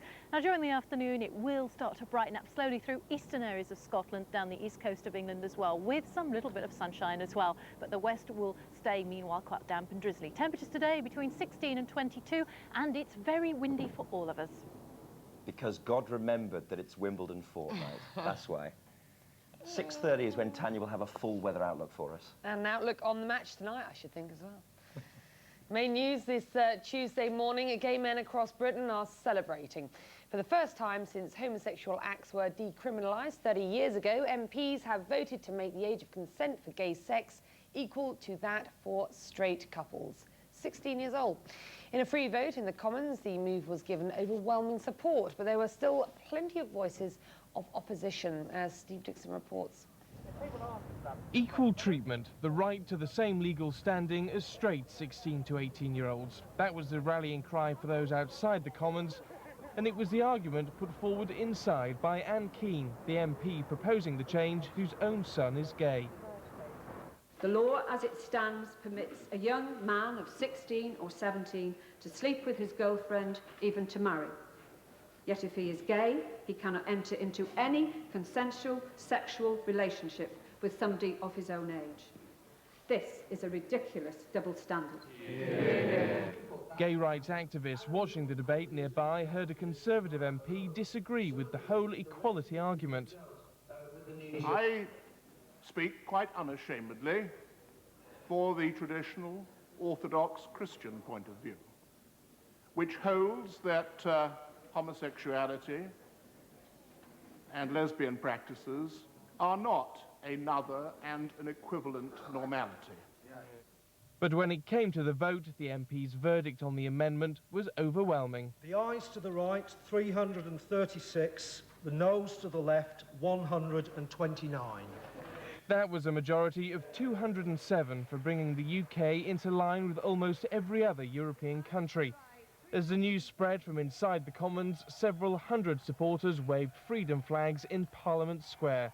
And then the celebrations moved to the famous GAY nightclub in London, going strong into the night. The legislation still has to get past the Lords, where the Church of England will be able to bring its own considerable opposition to bear. So after the euphoria this morning, the campaigning begins again. But that wasn't going to stop the partying last night. Steve Dixon, 5 News. There'll be some hangovers there this morning. An investigating team from the Ministry of Defence is preparing to fly out to Alaska to find out exactly what went wrong in the expedition that led to 2 soldiers having to be rescued. The 2 spent 4 days stranded in freezing conditions near the summit of Mount McKinley before a helicopter braved the 40-knot winds to airlift them out. Both are now recovering in hospital. The expedition was supposed to end very differently. Had been to get to the summit of Mount McKinley, subsequently to come down to a position where they could kayak down into the sea. The expedition was called Summit to the Sea. The future of the Princess of Wales's Memorial Fund is clear this morning. Despite calls that it should be wound up, the new chief executive has announced it will continue its work indefinitely. Andrew Perkins says all the trustees support his decision, even Earl Spencer, who had criticised the group in the past. Most people don't want a living memorial to the Princess of Wales simply to go out like a firework. They want to remember the best things about her public work because they really matter. More news on the move now. This Tuesday morning, and Education Secretary David Blunkett is set to revolutionise Britain's schools. He'll announce the first 25 education action zones later today. There'll be areas which will be used to test innovations in education, from a longer school day to teachers who get performance-related pay. Sean Jenkins, the man accused of murdering his foster daughter Billie Jo, faces cross-examination from the prosecution today. The former teacher denies killing 13-year-old Billie Jo. She was found battered to death with a metal tent peg at her home in February last year. 50 officers will search for a 6th day today for missing schoolgirl Claire Hart. There's still no trace of the 13-year-old who disappeared on her way to school in Cheshire.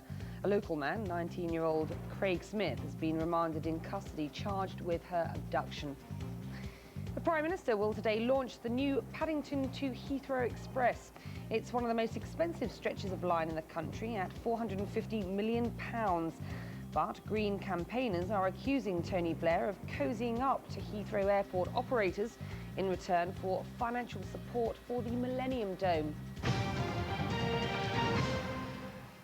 Well, it was a blow to England last night, both on and off the pitch. After losing 2-1 to Romania in Toulouse, a group of supporters lost their rag in the city's central square. But the disturbance was quickly brought under control by French police, leaving the rest of the evening free for Romanians to celebrate in peace. Julian March reports. For Romanian fans, it couldn't have been a better night. Petrescu's 90th minute strike guaranteed their place in the last 16, and even the president of Romania had words to say about England's poor performance. I would say Romania deserved this victory, because England was not exactly as imaginative, as how to say, technically speaking, not so good as the Romanians. But for the English, it was a different story, even though some were trying to put a brave face on things. They done really well. I thought we'd come back into it in the second half when Owen scored the goal, but we done all right up to them. It was a sloppy mistake at the end, and we let them go through. So now for England, it's on to Lens on Friday and the final match with Colombia. And for those worried about the threat of further violence, the Home Secretary is now considering a new proposal to slap an automatic 5-year ban on travelling to overseas matches as part of his clampdown on soccer thugs. Julian March, 5 News. Well, that's what went on off the pitch. Here with everything you need to know about the 90 minutes on the park is Mr. Johnny Gould. Down but not out, Becky. Oh, what do you reckon? We're going to go through, but it was a bit of a morale crusher, wasn't it, last night's defeat? The defence is where it's at. You know, you've got to keep tight of the bag. The performance was OK, but, well, we lost, didn't we? Morning, sports fans. England's World Cup hopes are hanging by a thread after their 2-1 defeat against Romania last night. Alex Bolton tells the sorry story. England went into tonight's match knowing only a win would be good enough if they were to avoid playing the mighty Argentina in the second round. The fans knew they were also facing a test. The early tempo, though, was relaxed. The first real chance didn't come until 15 minutes in, Adams coming within inches of Sheringham's volley. Romania, though, came close to taking the lead shortly after. Illy's miss-hit cross looping onto the bar. So often the powerhouse of the England side, Ince, was clearly struggling. After half an hour, he was replaced by Beckham, and the Man United midfielder wasted no time in showing why many thought he should have been in the starting lineup. 0-0 at half-time, and the England fans could be reasonably content. But 2 minutes after the restart, disaster. Adams couldn't cut out Haji's pass, and Moldovan had plenty of time to beat Seaman. England, though, responded and began to take control. Beckham went close with a free kick, and Anderton set up a good headed chance for Scholes. 15 minutes left, and it was time for the pace of Owen. And it was the wonderkin striker who did it for England, showing his true goal-scoring instincts. But the celebrations were short-lived. Petrescu somehow slipped past his Chelsea teammate Lasso to put Romania back in front. England had one final chance, Owen hitting the post in the final minute, but it wasn't to be. And now it's all or nothing against Colombia in Lens, with the Argentinians lying in wait. Alex Bolton, 5 News. And no favours for England in the other Group G match as Colombia beat Tunisia to stay in contention for a qualifying place. Any thoughts that Tunisia may be the underdogs were quickly dispelled as the opening half hour went end-to-end. Sawaya, an early chance against England, and just over with this one. Adolfo Valencia's volley just flew over the bar after a hooked ball from midfield left Tunisia square. They call Valencia the train. He was first class as the half wore on after a set piece from Valderrama. Not that Tunisia aren't half-a-go heroes. Riyad Bouazizi skimmed the upright after help from the keeper. In fact, Tunisia seemed to test Mondragon all the time. He was forced into this spectacular double save. But with 5 minutes left, Preciado squeezed between Trabelsi and Clayton to break the deadlock as Valderrama made them click again. Suddenly, the game came alive, and Preciado was unlucky to have a second ruled out after the frame took another shaking from an unlikely Avila shot. Colombia's 1-0 win eliminates Tunisia, but puts them level on points with England and Romania, having played a game more. It puts a hint of extra pressure on England to make tonight's game really count. So let's have a look at how things stand in Group G. Romania are top with 6 points and go through to the second round. England have 3 points along with Colombia, but ahead on goal difference. And Tunisia are out of the tournament. So it's make or break for Scotland as they meet Morocco in St Etienne tonight. A win should be enough to take them through to the second round for the first time ever, as Lisa Harper reports. Craig Brown says he already knows which players will line up for tonight's crucial game against Morocco. But the Scotland coach won't announce his team until just before kick-off. Gordon Durie and Kevin Gallagher will probably spearhead the Scotland attack. But there will be some changes, as Colin Calderwood and Billy McKinlay are both injured and Darren Jackson suspended. Norway and Brazil also play tonight, and Scotland want the world champions to win, but some reports say they may not field their first team. The Brazilian reserves will be in magnificent form also, and they are a highly talented group, so, you know, it might even benefit us if we don't play the superstars. But whatever happens elsewhere, Scotland know they must beat Morocco to stand a real chance of qualifying for a place in the second round for the first time in their history. Lisa Harper, 5 News. In Group A, Scotland play Morocco in St Etienne and Brazil take on Norway in Marseille. Kick-off is at 8 o'clock. But first in Group B, Italy face Austria in Paris and Chile take on Cameroon in Nantes. Both games begin at 3 o'clock. Moving away from the World Cup to Wimbledon, Tim Henman is through to the second round of the men's singles after a bit of a scare against the Czech Jiří Novák. Here's Tim Cunningham. The fans are out in force for Henman, and he certainly started the match in great form. It looked as if he'd wrap it up in time to watch the football, and the crowd certainly had the same idea.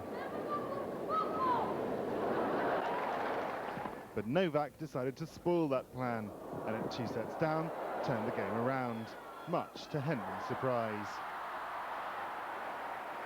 The Czech pulled back to 2 sets all, and suddenly Henman had a fight on his hands.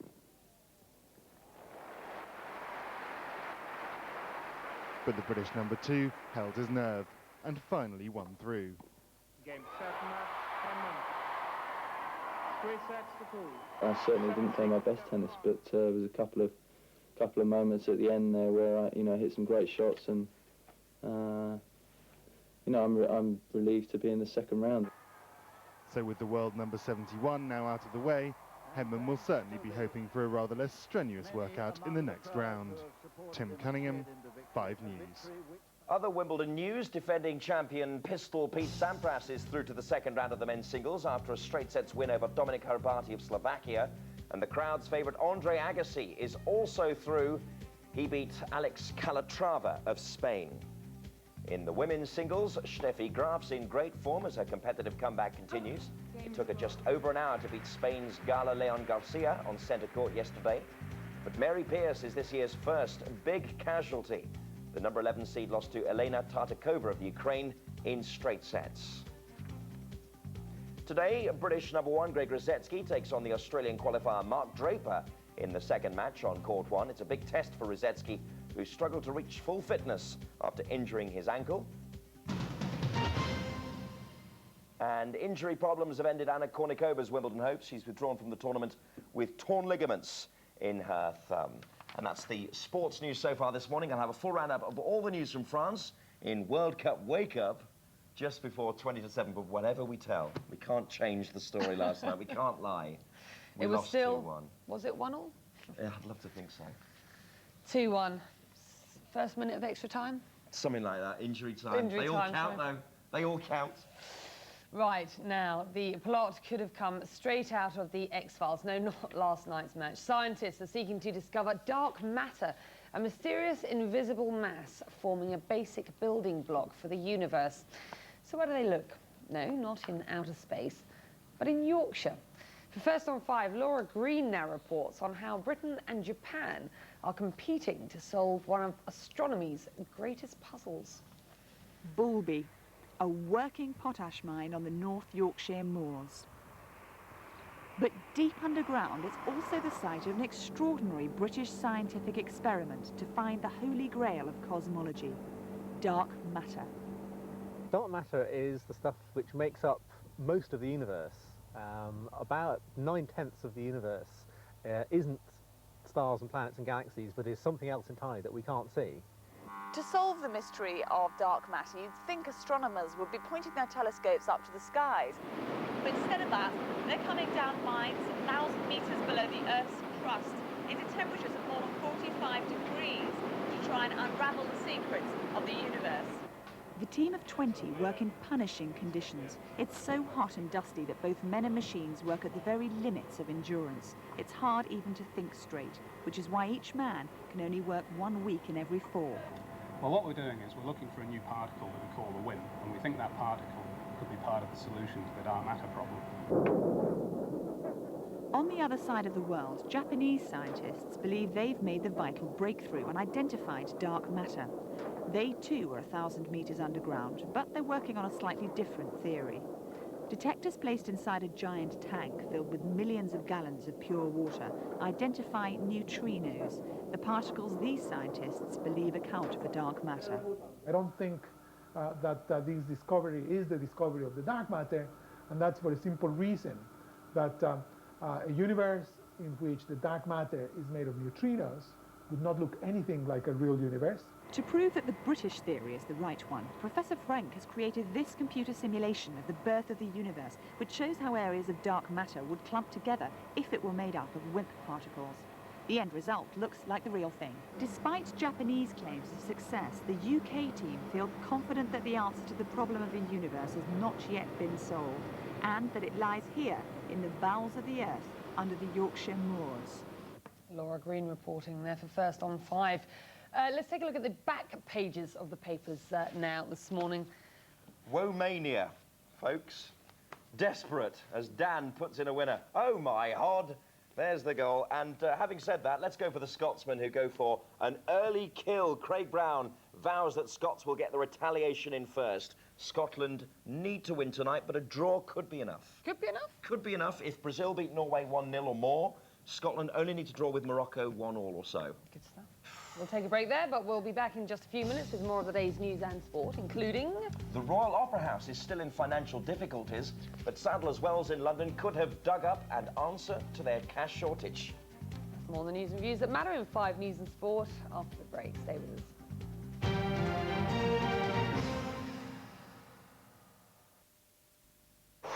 Flash pine.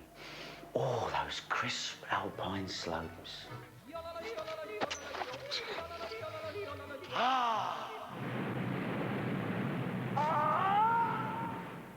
Safer back here, though. Outdoor freshness in a flash. Don't miss out on the latest collection from Kay's. It's full of inspiration with a wide range of length and fit. For when you need to look the business, indulge yourself. Or when you're ready for action. Over 80 pages of children's wear, top brands for men, and bright ideas for your home. With interest-free credit and 20% off your first order. Call 0800 068 1234 for your free Kay's catalogue. Now. Please help to give a child a chance in life. Please sponsor a child today. To sponsor a child with World Vision, call 0800 50 1010 now.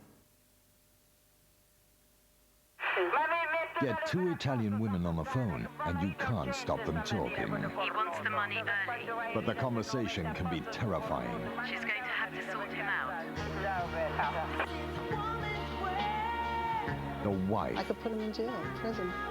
the daughter, My father asked me to do something, and I would. the godmother. Who really wears the trousers in the mob? The deadly mafia women. Sunday at 7 on 5. For the first time on British television. I love you, Sophia.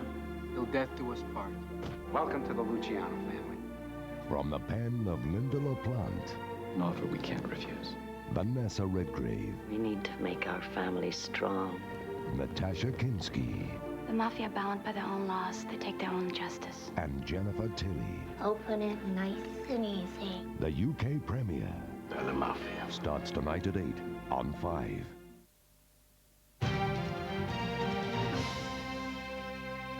It's nearly 6:21. You're watching 5 News and Sport. Welcome back. These are the headlines this Tuesday morning.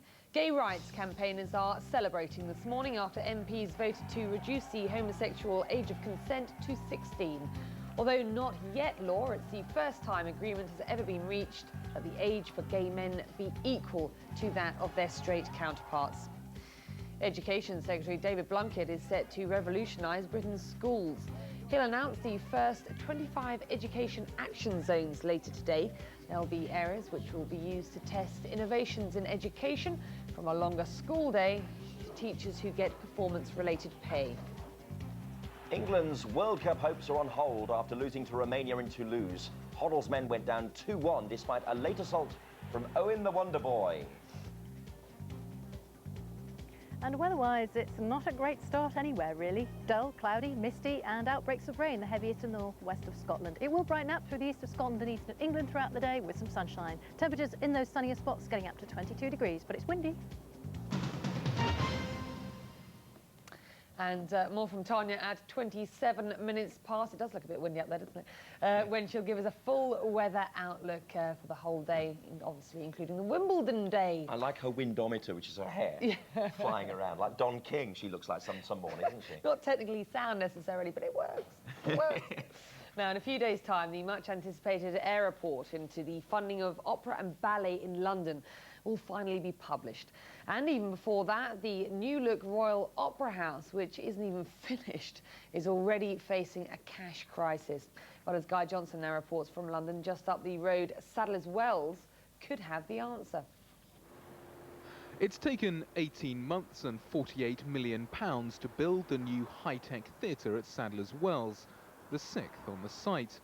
But when it opens in October, it will not only be a home for the arts, but also lucrative commercial events such as conferences. And it's not only been designed to be flexible, but also very efficient. The design brief was to make an energy-saving building, a low-cost-to-maintain building, and one which needed the minimum of staff. Also a building that appealed to corporate sponsors who are vital to us for the revenue necessary to put on shows. At the new Royal Opera House being built in Covent Garden, a rather different attitude seems to prevail. Rather than seeking to cut costs, it's now arguing that it needs twice its current £15 million subsidy, or it will be forced to close. The traditional model, which is being followed by the Opera House and others, is that it's a place that is, you know, it's sort of sacrosanct, it's for performance, and that's all that should go on in there.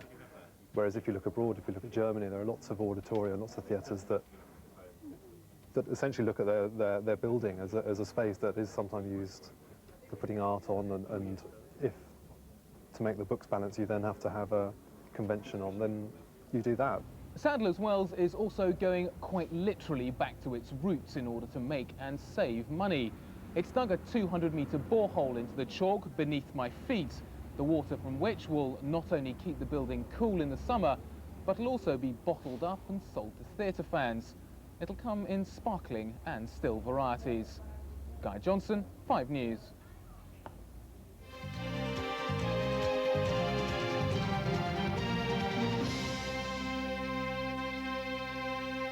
News now of some of the stories which could hit that pound in your pocket in the day ahead. The financial news this morning, there could be some good news for the unemployed today.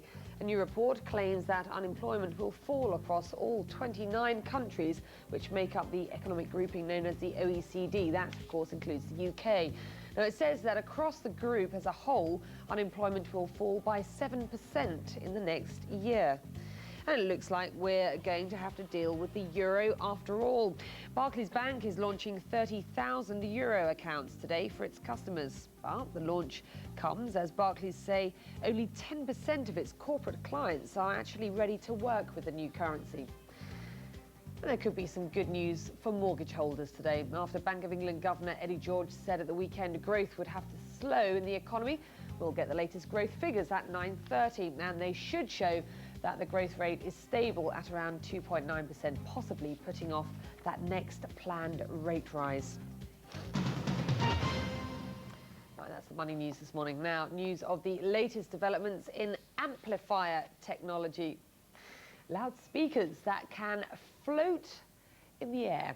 Well, here with news of that and other handy inventions is our gadget man, Pete Way from Stuff magazine. Pete, You got me some flowers, darling. Okay, I've got Must a be the impulse little I'm wearing. Little surprise. They're not flowers, are they? I hope this is going to... Keep tugging. Here we go. They say. Now these are exceptionally good. They're not loudspeakers. These are loudspeakers. If we can just put something on there. Don't know if any... A bit of the viewers Elvis. Can hear that. Fantastic. About a year ago, guys from Stuff magazine brought in these UFOs. They didn't actually do anything apart from just sail around. These are they look like these, but these are actually. This is Elvis floating to the sky. Why would you ever have? Why would anybody actually create floating loudspeakers, and why would you ever buy them? Well, I think I am not entirely sure, but I think if you're walking along in the park, possibly tie them to the belt, just around, surround sound, as it were. How much do they cost? These are actually only a tenner, so they're not that expensive.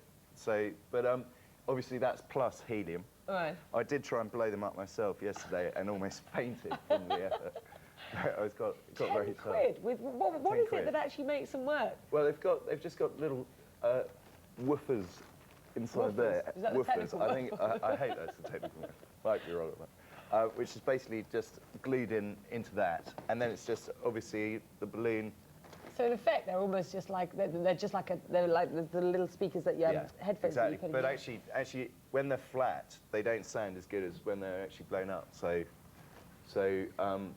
inflate them for better sound. So let them float away while we move on to other things this morning. What else have you got?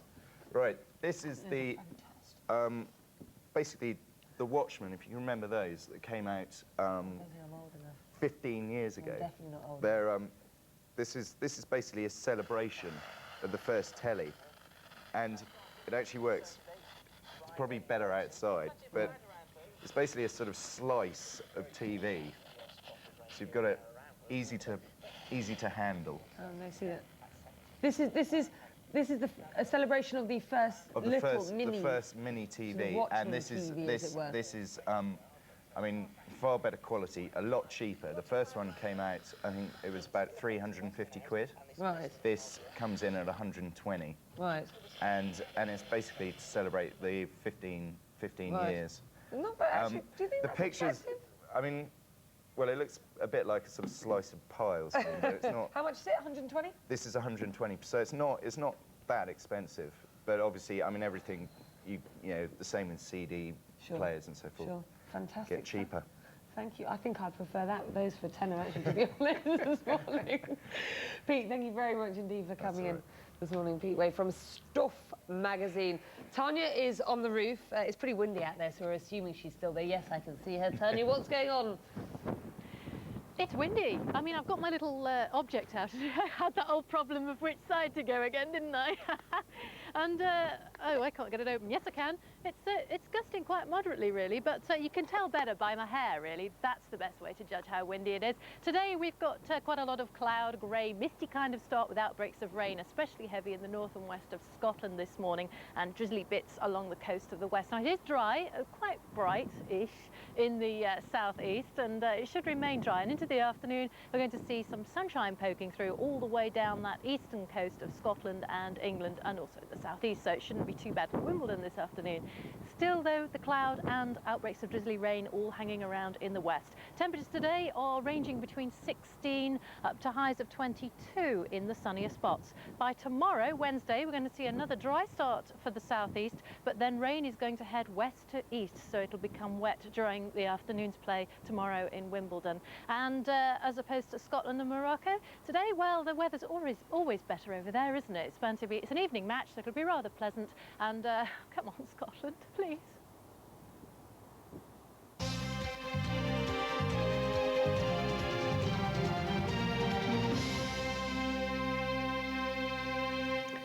Morning, it's 6:30 on Tuesday, the 23rd of June. You're watching 5 News and Sport. I'm Becky Anderson. And I'm Johnny Gould. Coming up in the next half hour... Gay rights groups are celebrating this morning. MPs have now voted overwhelmingly to lower the age of consent for gay men to 16.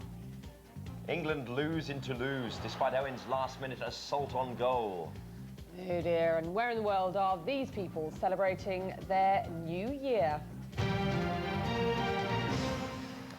The headlines this Tuesday morning: gay men across Britain are celebrating today. For the first time since homosexual acts were decriminalised 30 years ago, MPs have voted to make the age of consent for gay sex equal to that for their straight couples.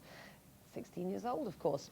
In a free vote in the Commons last night, the move was given overwhelming support, but there were still plenty of voices of opposition, as Steve Dixon reports. Equal treatment, the right to the same legal standing as straight 16 to 18-year-olds. That was the rallying cry for those outside the Commons, and it was the argument put forward inside by Anne Keane, the MP proposing the change, whose own son is gay. The law as it stands permits a young man of 16 or 17 to sleep with his girlfriend, even to marry. Yet if he is gay, he cannot enter into any consensual sexual relationship with somebody of his own age. This is a ridiculous double standard. Yeah. Gay rights activists watching the debate nearby heard a Conservative MP disagree with the whole equality argument. I speak quite unashamedly for the traditional Orthodox Christian point of view, which holds that homosexuality and lesbian practices are not another and an equivalent normality. But when it came to the vote, the MP's verdict on the amendment was overwhelming. The ayes to the right, 336, the noes to the left, 129. That was a majority of 207 for bringing the UK into line with almost every other European country.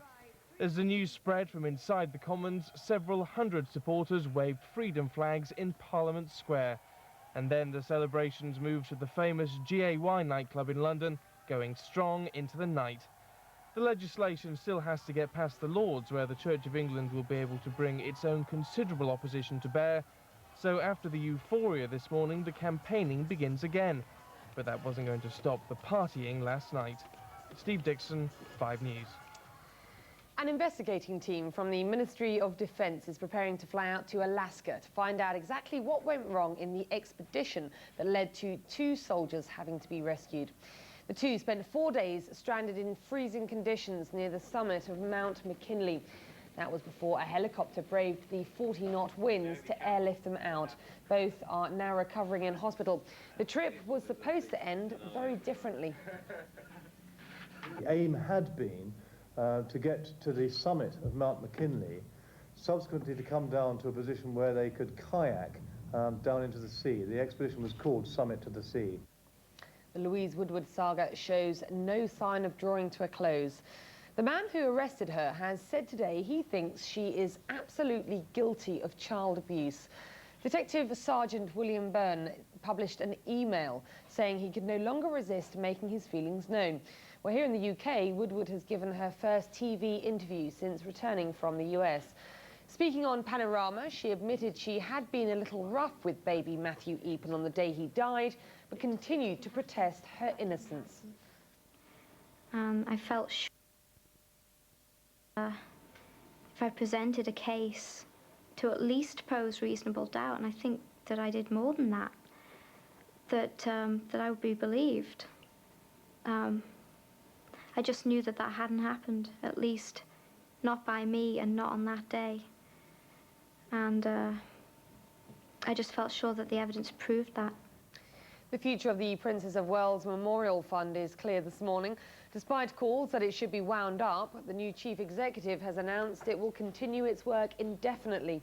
Andrew Perkis says all the trustees support his decision, even Earl Spencer, who had criticised the group in the past.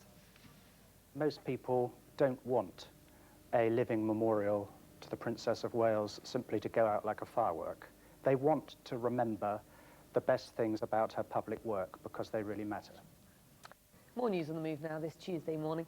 And Education Secretary David Blunkett is set to revolutionise Britain's schools. He'll announce the first 25 education action zones later today. There'll be areas which will be used to test innovations in education, from a longer school day to teachers who get performance-related pay. Sean Jenkins, the man accused of murdering his foster daughter Billy Jo, faces cross-examination from the prosecution later on today. The former teacher denies killing 13-year-old Billy Jo. She was found battered to death with a metal tent peg at her home in February last year. 50 officers will search for a sixth day today for missing schoolgirl Claire Hart. There's still no trace of the 13-year-old who disappeared on her way to school in Cheshire. A local man, 19-year-old Craig Smith, has been remanded in custody, charged with her abduction. The Prime Minister will today launch the new Paddington to Heathrow Express line. It's one of the most expensive stretches of railway line in the country at £450 million. But Green campaigners are accusing Tony Blair of cozying up to Heathrow Airport operators in return for financial support for the Millennium Dome. Well, there's no getting away from it. It was a blow to England last night, both on and off the pitch. After losing 2-1 to Romania in Toulouse, on the pitch, a group of supporters lost their rag in the city's central square. But the disturbance was quickly brought under control by French police, leaving the rest of the evening free for the Romanians to celebrate in peace. Julian March reports. For Romanian fans, it couldn't have been a better night. Petrescu's 90th minute strike guaranteed their place in the last 16, and even the president of Romania had words to say about England's poor performance. I would say Romania deserved this victory, because England was not exactly as imaginative, as how to say, technically speaking, not so good as the Romanians. But for the English, it was a different story, even though some were trying to put a brave face on things. They done really well. I thought we'd come back into it in the second half when Owen scored the goal, but we done all right up to them. It was a sloppy mistake at the end, and we let them go through. So now for England, it's on to Lens on Friday and the final match with Colombia. And for those worried about the threat of further violence, the Home Secretary is now considering a new proposal to slap an automatic 5-year ban on travelling to overseas matches as part of his clampdown on soccer thugs. Julian March, 5 News. That's what happened off the pitch last night, but Johnny has now got all the action on the field in his World Cup wake-up.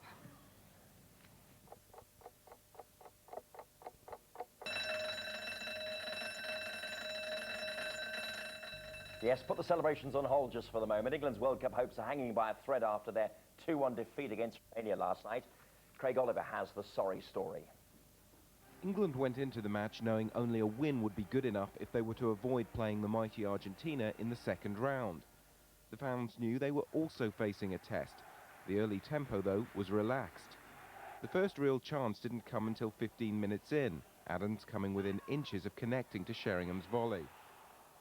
Romania, though, came close to taking the lead shortly after, Ilia's miss-hit cross looping over the bar. So often the powerhouse in the England side, Ince was clearly struggling. After half an hour, he was replaced by Beckham, and the Manchester United midfielder wasted no time in showing why many thought he should have been in the starting lineup. 0-0 at half-time, and the England fans could be reasonably content, but 2 minutes after the restart, disaster. Adams couldn't cut out Hadji's pass, and Moldovan had plenty of time to beat Seaman. England, though, responded and began to take control. Beckham went close with a free kick, and Anderton set up a good-headed chance for Scholes. 15 minutes left, and it was time for the pace of Owen. And it was the wonder-kid striker who did it for England, showing his true goal-scoring instincts. But the celebrations were short-lived. Petrescu somehow slipped past his Chelsea teammate Lasso to put Romania back in front. England responded, Owen hitting the post in the final minute. But it wasn't to be. Now it's all or nothing against Colombia in Lens, with the Argentinians lying in wait. Craig Oliver, 5 News. I'm afraid no favours earlier on for England in the other Group G match as Colombia beat Tunisia to stay in contention for a qualifying place. Any thoughts that Tunisia may be the underdogs were quickly dispelled as the opening half hour went end to end. Sawaya an early chance against England and just over with this one. Adolfo Valencia's volley just flew over the bar after a hooked ball from midfield left Tunisia square. They call Valencia the train. He was first class as the half wore on after a set piece from Valderrama. Not that Tunisia aren't half-a-go heroes. Riyad Bouazizi skimmed the upright after help from the keeper. In fact, Tunisia seemed to test Mondragon all the time. He was forced into this spectacular double save.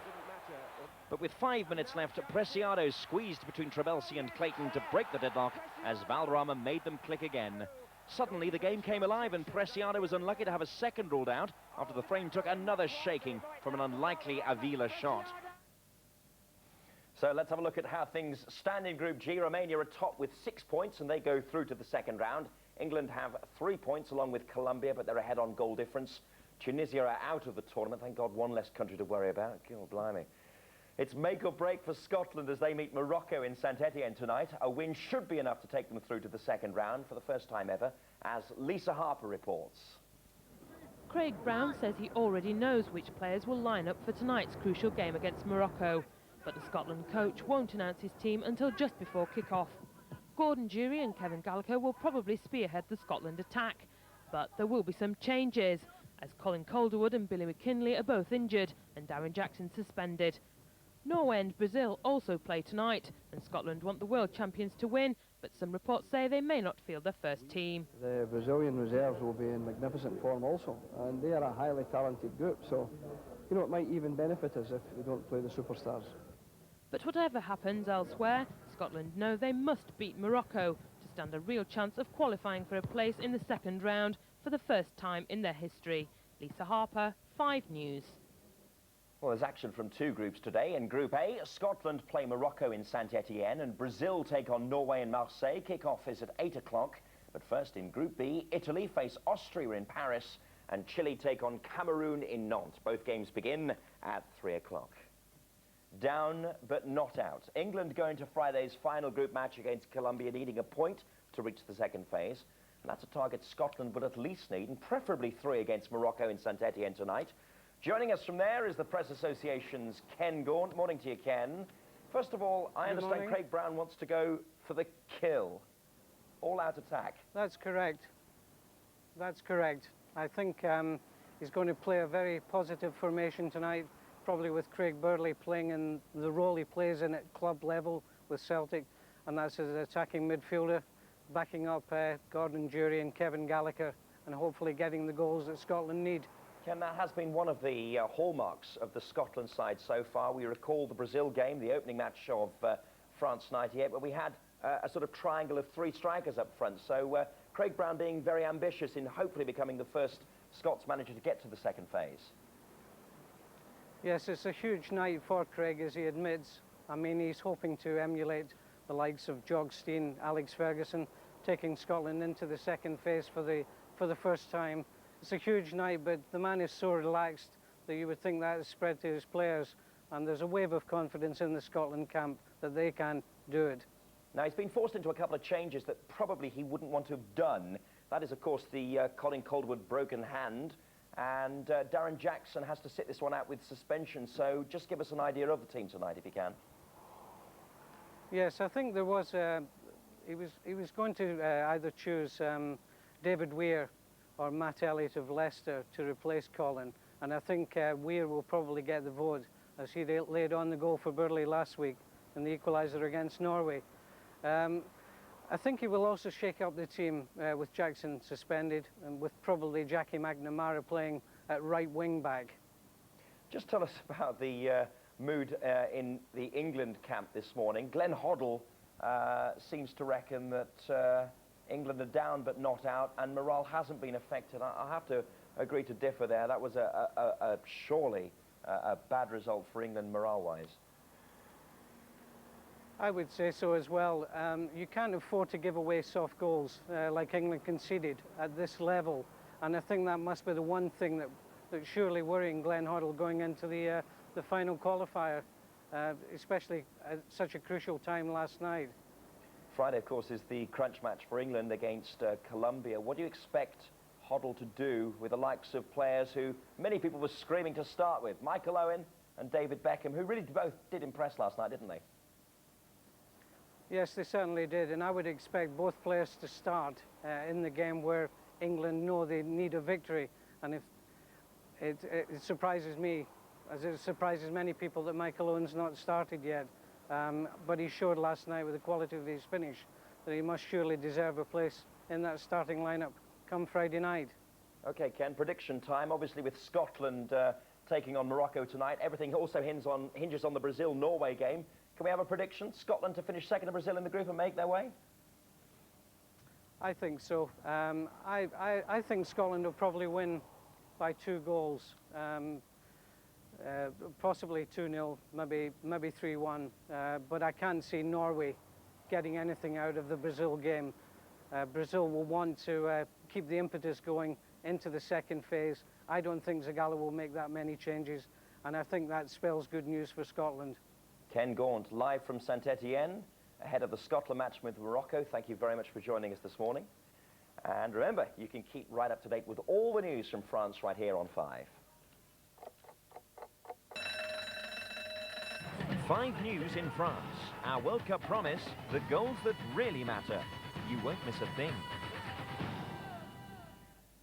And time for this morning's Sport Thoughts.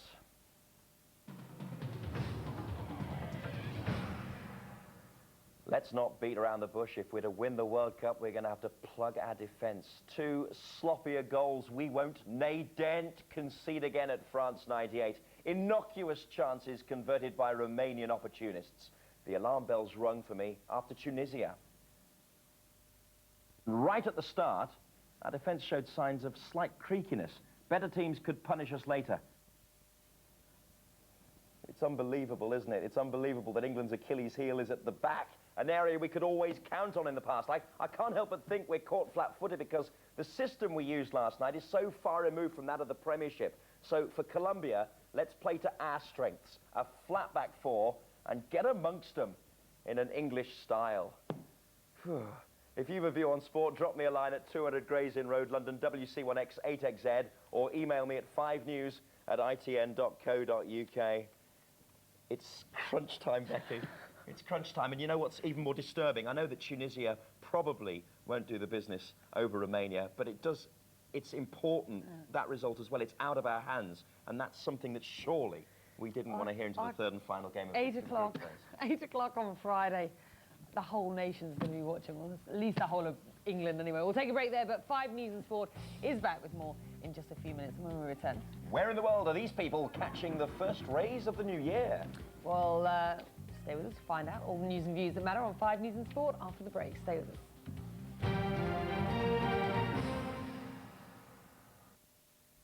Slip this up your nose and you'll be surprised how quickly your hay fever symptoms can disappear. Rhino last hay fever. Ready to control symptoms in 15 minutes. Lasts for hours. It is a special reward to see a sad face turn into a smiling one. That's my job, and it's wonderful. You see, over 12 million children die each year from hunger-related illness and disease. I work with children who face that reality every day. 2 years ago, Coco was malnourished and unable to go to school. But as you can see, things have changed. Her health is very good, and her village has clean water. There is hope in this place because child sponsors care. World Vision currently has details of over 400 children like Coco who urgently need sponsors. Will you sponsor just one of them? We're waiting to take your call now on 0800 50 1010. That's 0800 50 1010.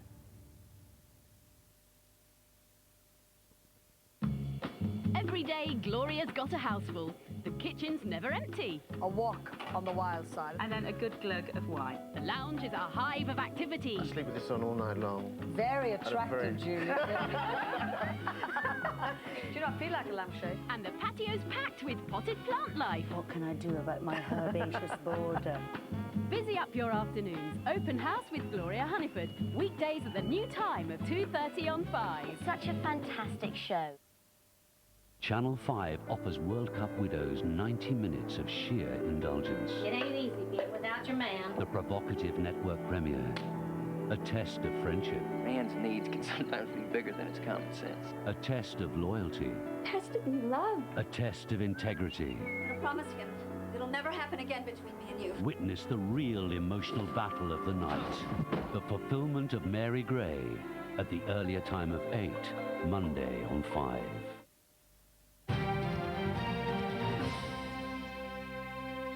approaching 9 minutes to 7. You're watching 5 News and Sport. Welcome back. These are the headlines this Tuesday morning. Gay rights campaigners are celebrating today after MPs voted to reduce the homosexual age of consent to 16.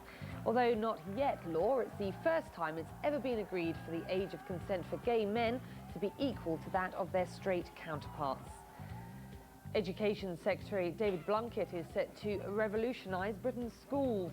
He'll announce the first 25 education action zones later today, and there'll be areas which will be used to test innovations in education, they say, from a longer school day to teachers who get performance-related pay.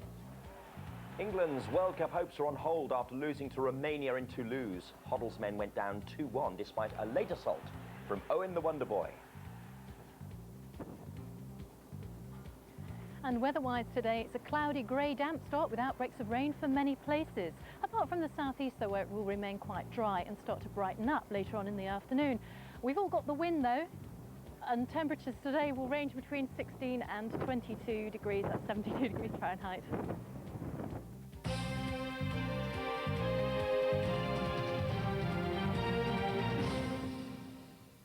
Doesn't time fly when you're having fun, eh? Doesn't it just? We're already halfway through 1998, would you believe? Sunday was the longest day of the year.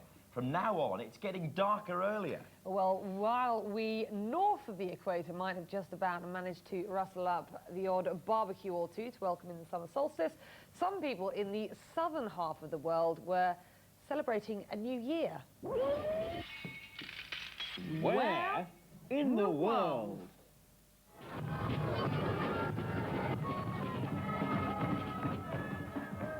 It's the ruined temple of Calasasaya in Bolivia. And that's the first sunlight of the new year, 5506. The beginning of the Sun Festival, and time to party.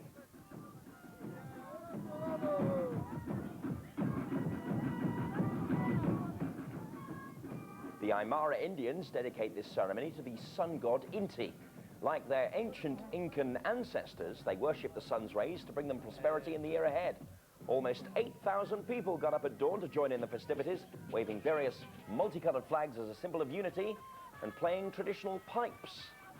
The only snag is, it's the middle of winter and it's absolutely freezing. But if you're festival going this year, you could learn a few lessons from the Bolivians. 25,000 kids suffer from it, yet it's a problem that's rarely recognised and dealt with. What am I talking about? Well, it's ME, or chronic fatigue syndrome. Today, a special conference will try to address the issue of children with ME and the disruption that it causes to their education. Joining me now, I'm really happy to say, is Sarah Dickinson, a 14-year-old sufferer who's been away from school, I'm afraid, since last November because of the syndrome. She's joined this morning by her father, Michael. Sarah, Michael, thank you very much indeed for coming in. Sarah, nightmare for you. You've been away from school since last November. A lot of people out there may not realise exactly what ME is. Just explain what you're suffering from. You get very tired and you can get different pains in your legs and your joints and stuff, and you can get really bad headaches. It's just horrible. And it's completely debilitating. I mean, you have to sleep at certain times of the day because you simply can't keep going. Yeah. How much of an effect do you think it's had on you that you haven't been able to go to school, and you're only 14 years old at the end of the day, you haven't been able to go to school since November? It's really upset me, and it's quite hard because I miss my friends and I miss school, but I have a home nutritionist who helps me with my work, so. Michael, before we move on to the education point here, what about the diagnosis point? I know there have been lots of people who've had a lot of problems actually getting ME diagnosed. Did you? Yeah, we were lucky. We have a doctor who does understand, but I'm in touch with many people who are having a problem. Doctors who just literally say, ME, it's not a problem, go away, take tablets. It's not the answer. They're still saying that? They're still saying that. I've actually spoken to a doctor recently who his very words to me were, anybody with ME who's off for any length of time, they just don't want to return to school, they don't want to return to work. And this is an attitude that we've got to beat. We must. I mean, you can, what would your advice be to anybody who gets that sort of treatment from their doctor, Sarah? Change doctor and just try and be happy about it and just try and get through it. Yeah, I mean, you've got, at the end of the day, you've got to accept it, haven't you? But that's what we ought to be letting people know, that most of us think that if you go to your GP and he says, well, I'm sorry, I just don't accept this, we don't think to move on to another GP. We can do that, can't we? We can do that.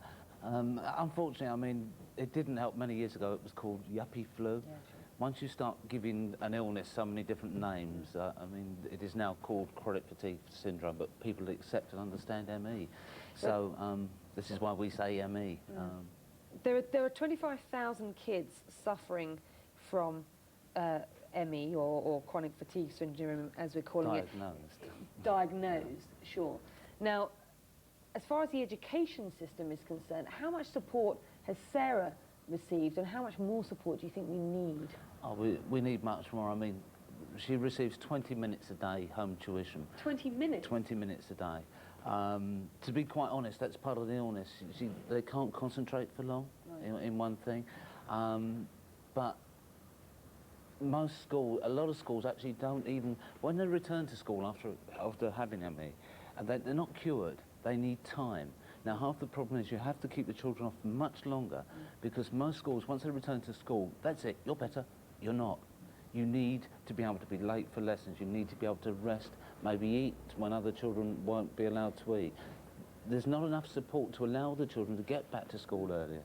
It's an understanding and an awareness issue, obviously. What's your advice to any parents out there who are just starting out on the situation that you've now been in for like 9 or 10 months? Well, I would definitely get in contact with Action for ME, because the support from that group is absolutely fantastic. I think you have the numbers available.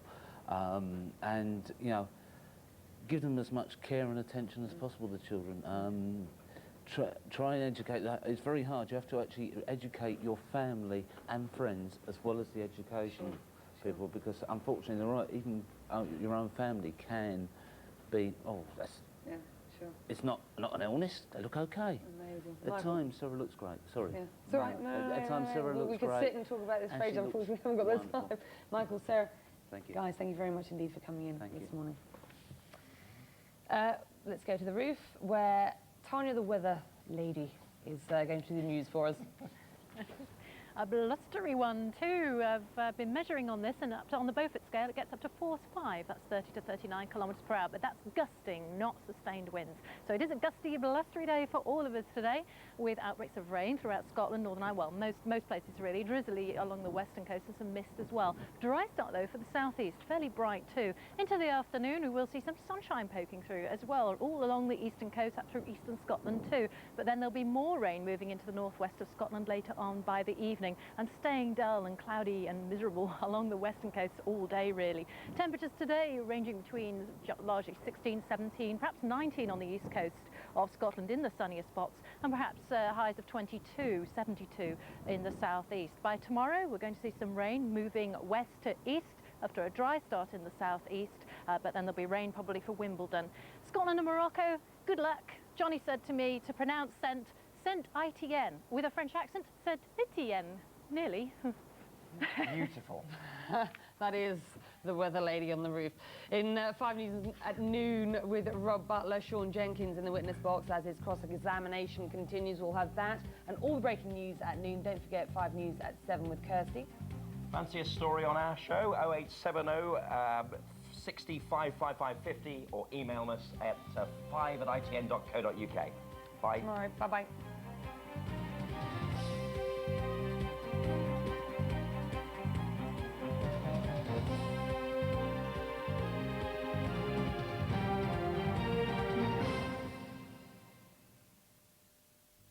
For the first time on British television. I love you, Sophia. Till death do us part. Welcome to the Luciano family. From the pen of Linda LaPlante. An offer we can't refuse. Vanessa Redgrave. We need to make our family strong. Natasha Kinski. The mafia are bound by their own laws. They take their own justice. And Jennifer Tilly. Open it nice and easy. The UK premiere. The mafia. Starts tonight at 8 on 5. Get 2 Italian women on the phone, and you can't stop them talking. He wants the money early. But the conversation can be terrifying. She's going to have to sort him out. the wife, I could put him in jail, prison. the daughter, My father asked me to do something, and I would. the godmother. Who really wears the trousers in the mob? The Deadly Mafia Women. Sunday at 7 on 5.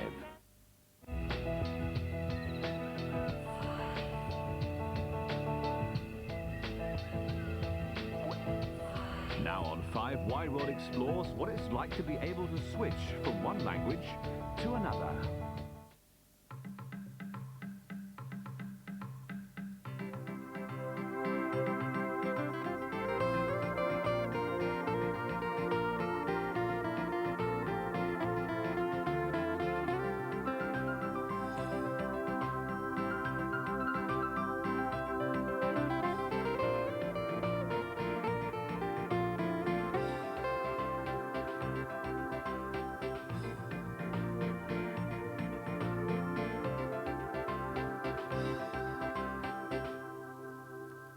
Sut mai, Welsh for hello. So why am I talking Welsh on a programme about the English language? Well, today we're looking at what it's like to speak English while also being fluent in one or more other languages. We explore how people grow up bilingual or even multilingual, moving effortlessly between English and other languages in their daily life. And later we'll be looking at the relationship between English and the Welsh language, a rocky affair at the best of times. But we begin with Singapore in Southeast Asia. It's a bustling city-state where virtually the whole population speaks more than one language.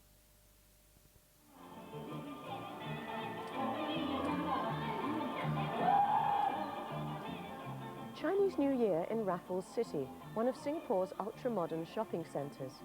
This dance troupe is from Inner Mongolia, a northern province of China, over 2,000 miles from Singapore.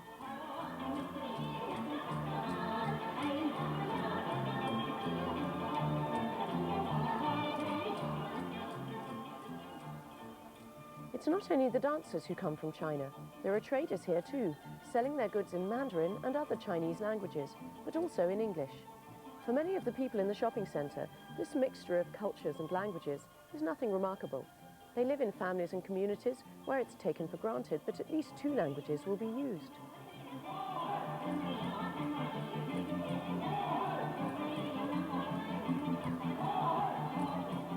I speak Mandarin in my Mandarin class and in China.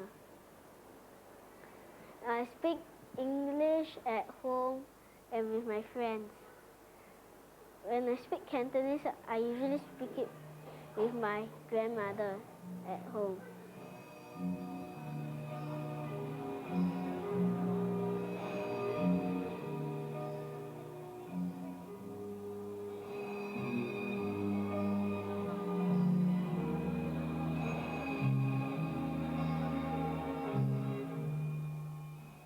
This is multilingualism on a vast scale, and it's by no means unique to Southeast Asia. The majority of the world's population grow up learning to use more than one language. But at this point in history, it's the English language that's beginning to dominate in public settings across the world. All this has implications for international communications and trade. But it's also an issue that affects the everyday life of families and the cultural identity of individuals at a more local level too. Today, Singapore, a small island off the southern tip of the Malay Peninsula, is one of the richest nations in Asia. It has a population of around 3 million and one of the largest trading ports in the world.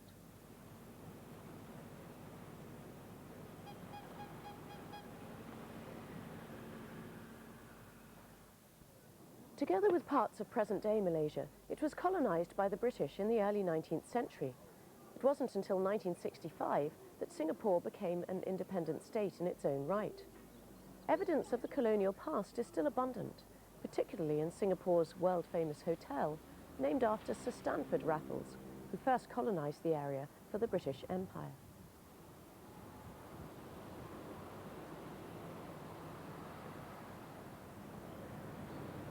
The language of the former colonial power is evident too, but for many people, English has now freed itself of many of its associations with colonial dominance and become a local language, a language they've made their own. I learned English from my parents, who learned it from their parents, who learned it from their parents. There was never any question that English was not a part of ourselves. I think I spoke my first English sentence a day after I spoke my first Malay sentence. And both of them had to do with needing to be fed. That was the level of bilingualism in Malaysia, is the level of bilingualism in Malaysia, I would think. The use of English is now, it is an article of pride among the emerging generations now. We're seeing a time, it's happening on television, in the mass media, in normal daily intercourse. The point where we can switch effortlessly, seamlessly, in mid-sentence, sometimes in mid-word, from one language to another. For many in the region, this increasing use of English has meant the loss of other languages. Philip Jeyaretnam is a solicitor and an award-winning novelist in Singapore. I was born in 1964 of an English mother and a Jaffna Tamil father. I've always spoken English at home, but I've had exposure to other languages spoken in Singapore, Malay, some of the Chinese dialects. Both my parents spoke English in the home, so I grew up with English, and in fact I never really had the opportunity to study Tamil. I can understand a bit of it because of exposure, but I never actually formally studied Tamil, which I guess is something I would regret. I think some things are lost when English takes over from other languages. Certainly there are lots of old art forms, particularly, I suppose, folk art forms, which get lost, street opera, wayang, that sort of thing. But I also feel that culture isn't always lost through a shift of language. Culture can be transmitted through a language other than the original language. Using the language traditionally associated with one cultural group to transmit the values of another is an issue that's occupied other Southeast Asian writers. My mother tongue was Hokkien, that's the dialect of Chinese, but I went to an English medium school, and from that point onwards just got enamored with the English language. It is my working language now. I can't even think of using any other language for my writing.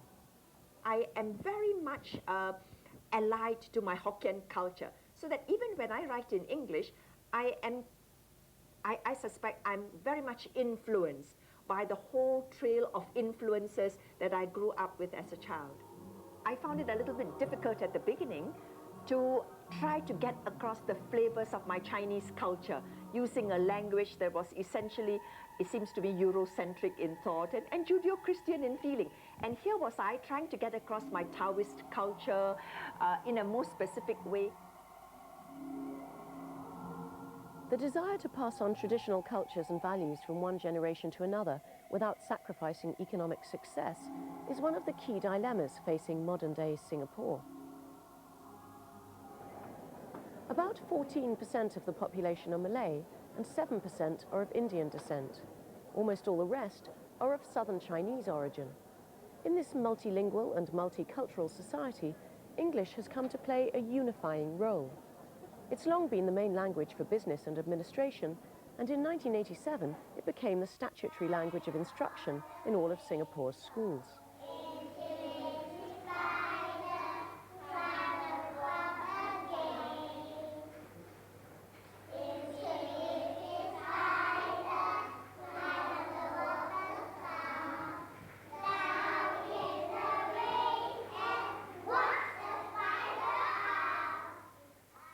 But the government has also been keen that people should retain a strong sense of their cultural roots. All children are taught the official language of their ethnic group, Malay, Tamil, or for the large Chinese majority, Mandarin.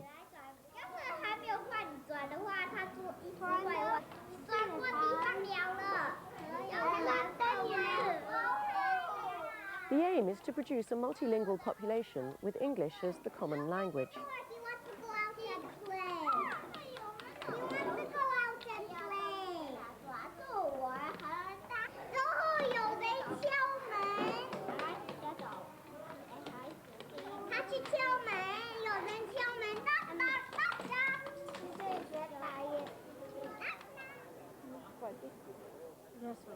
Lau Siu Kui is a typical multilingual mother in modern Singapore.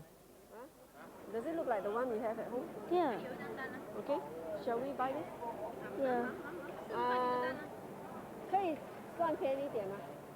When I was young, We spoke Teochew at home with my parents and my aunties and my grandparents. My brothers, sisters and I go to an English school where we learn Mandarin as a second language. And we were encouraged to use more English among our brothers and sisters. When I met my husband, he is a Cantonese speaker, but he also speaks English. And when we got married, we lived with his mother. And his mother can only speak Cantonese. What? For the children too, multilingualism is a daily part of family life. Miss Scarlett,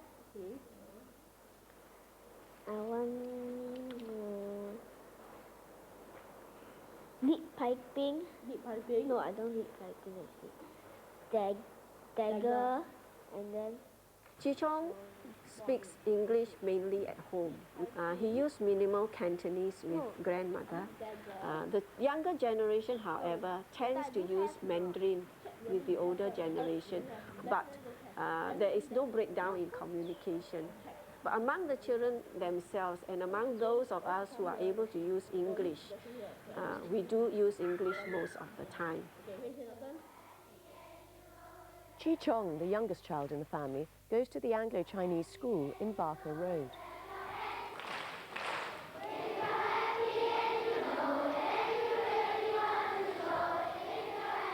We feel that English is a language for education, and we pay very great emphasis on the learning of English, and we feel that being strong and being able to use English in all domains and all interactions, it will place them at advantage for their careers and future life. It is made of wood. It has some pictures on it. On it, they write the word Surfer's Paradise. It has a pair of heart-shaped eyes and ears. And although Chi Chung mainly speaks English in school, as an ethnic Chinese, he also has to have lessons in Mandarin.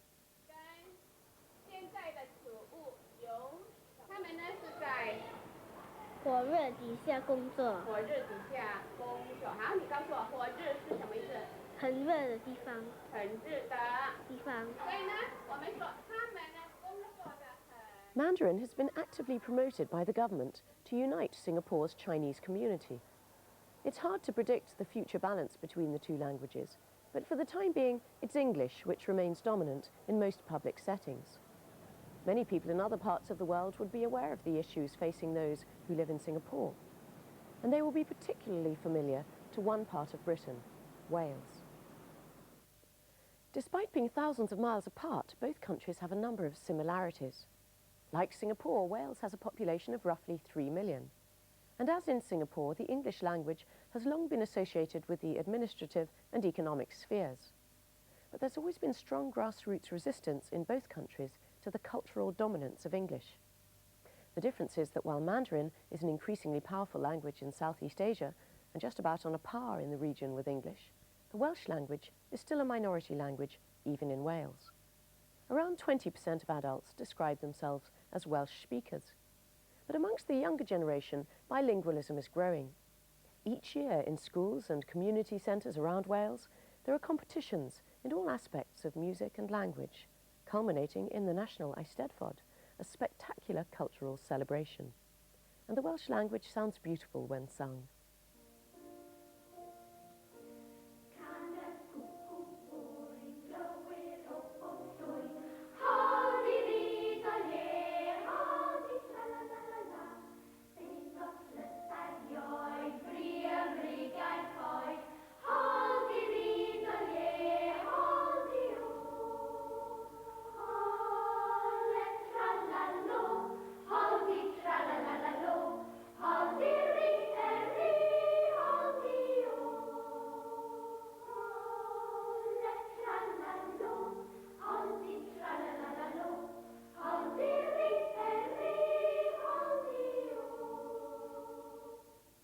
Ganchiniwan. Ma'am, dydw i ddim yn medru cysgu. Ma'am, mae gen I boen yn fy mol. Dwi'n troi a throsi, a rwan mae'n listyn cosi. Nos da, a ffaid a gwneud law. The prize-winning voice of Tristan David. Like all school children in Wales today, Tristan has to learn both English and Welsh. But for a period in the 19th and early 20th century, children were punished for using their native language in school, and adults often left their Welsh past behind.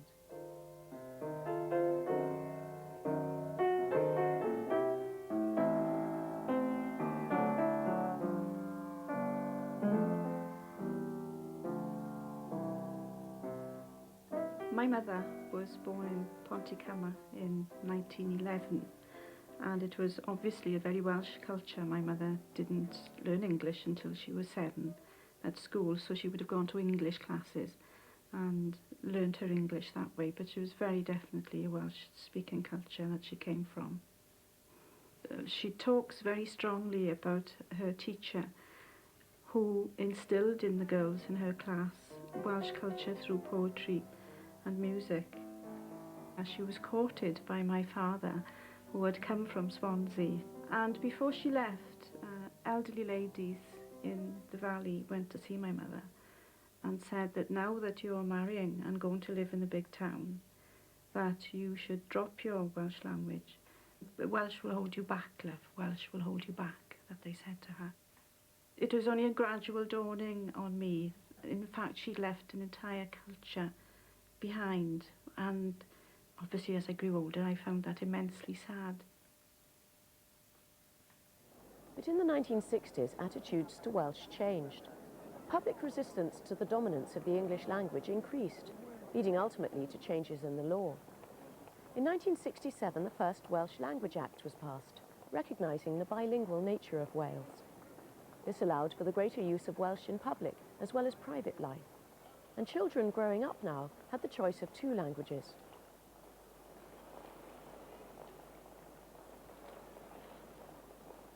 My mother tongue is Welsh. I mean, my sister and I were brought up to speak Welsh in the house and went to a Welsh language primary school. And English was taught to you when you were 8.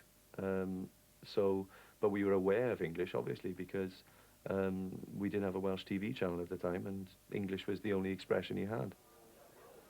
For many young people of Ed's generation, the pull of English grew stronger as they grew older and mixed with life outside the home. Welsh didn't have any relevance to us anymore, apart from communicating with your parents. You know, that was it. It was very warm and nice at home, but I mean, in the street it didn't have any sass at all. So your future was in the English language.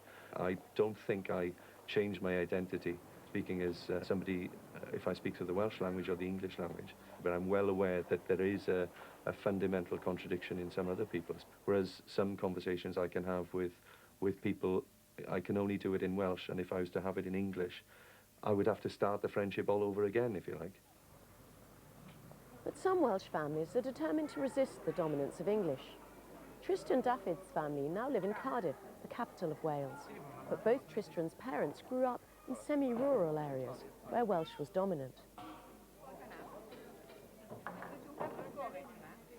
I was cocooned in one way because wherever I went in the village, everybody spoke Welsh.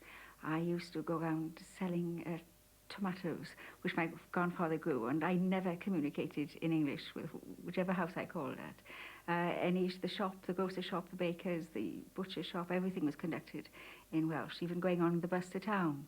I can't honestly say I remember ever acquiring English. It sort of happened unconsciously. I remember the sign outside a shop, Lion's Cakes, and I realised that meant something nice, and that the cakes were the cakes. The parents decided that despite the increasing influence of English in the surrounding society, Welsh would be the language of the home. It would be very difficult for us to bring up our children to speak English. Being native Welsh speakers, one just cannot use a second language all the time, because it's part and parcel of you. Growing up in the capital city of Wales in the 1980s and 90s meant that the David children learnt English earlier than their parents.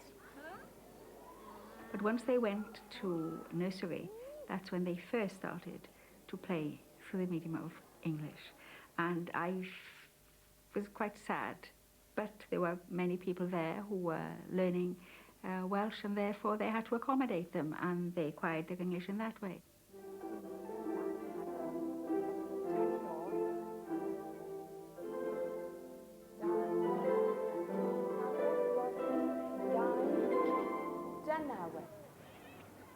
All 5 children attend Welsh medium schools. Tristan, the youngest, goes to the Melyn Griffith School in the Whitchurch area of Cardiff. From the reception class upwards, the majority of the teaching is through the medium of Welsh, and even English-speaking children are immersed into a Welsh-speaking world.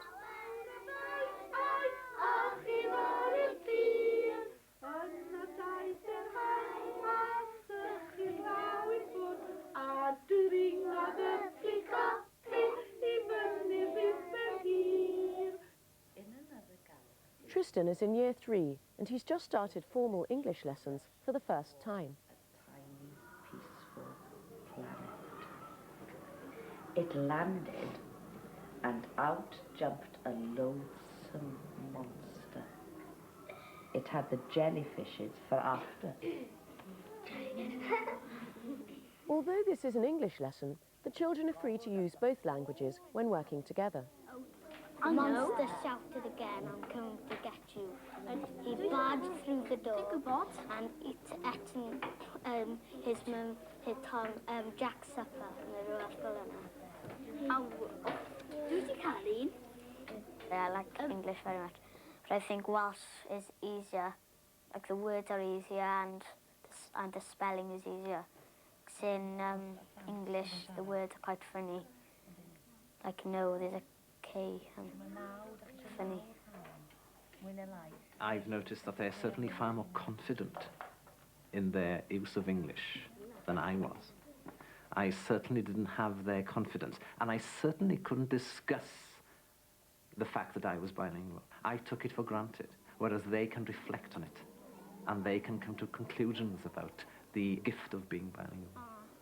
The effect of television has left its mark, and the fact, of course, that they are not being brought up in a Welsh-speaking society.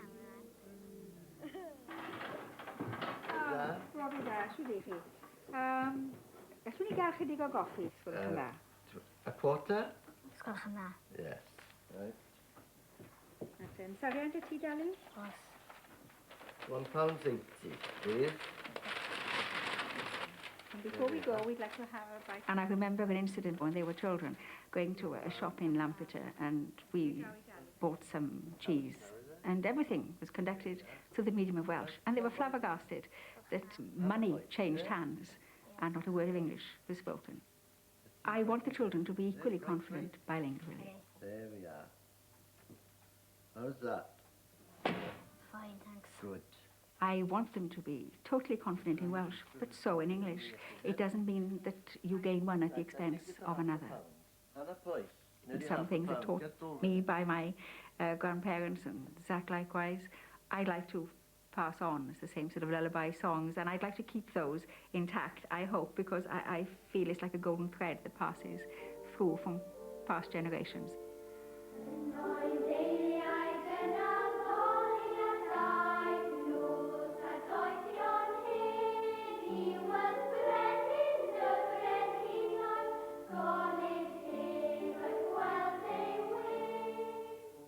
They are very musical, but sort of to compare, if they can hear a discord, that it's the same linguistically, that something can be awkward in style or ugly or something very beautiful or more effective, and it's the same wonder that I want to sort of evoke in them towards the English language as well as the Welsh.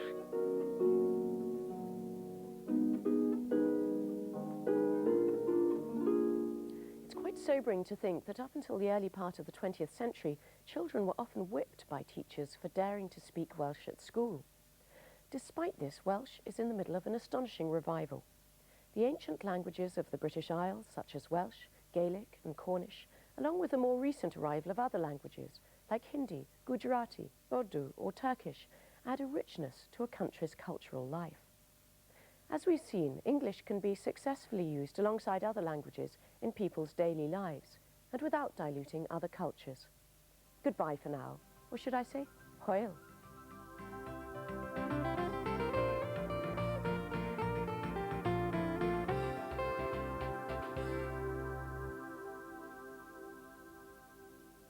A free guide to this series, which would also help you to pursue further education, is available from Wide World. Please call 0990 555055 or write to Wide World at PO Box 55, London W12 8UE. Every day, Gloria's got a house full. The kitchen's never empty. A walk on the wild side. And then a good glug of wine. The lounge is a hive of activity. I sleep with the sun all night long. Very attractive, Julia. Do you not feel like a lampshade? And the patio's packed with potted plant life. What can I do about my herbaceous border? Busy up your afternoons. Open house with Gloria Honeyford. Weekdays at the new time of 2:30 on 5. Such a fantastic show. It's the all-singing, all-dancing Animal House. Starts Monday the 6th of July at 8:30 on 5.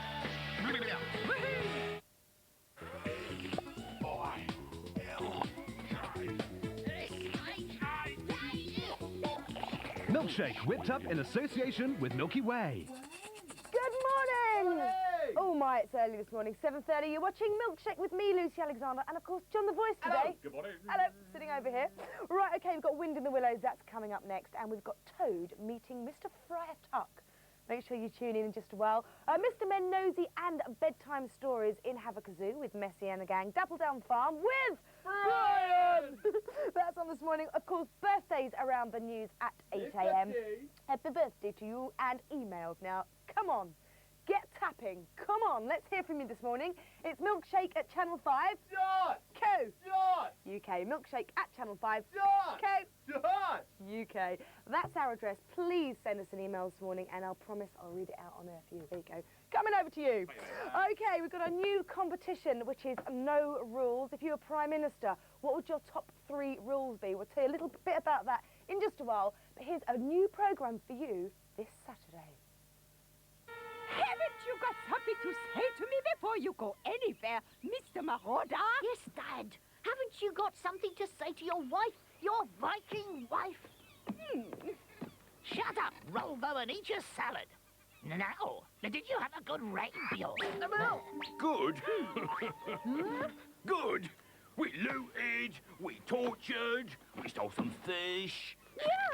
Dear, what happens once a year and is a very happy day where everyone celebrates? My birthday! It's my birthday! Quick, presents!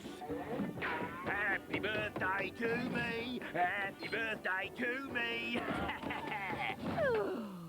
I don't believe it. You've done it again!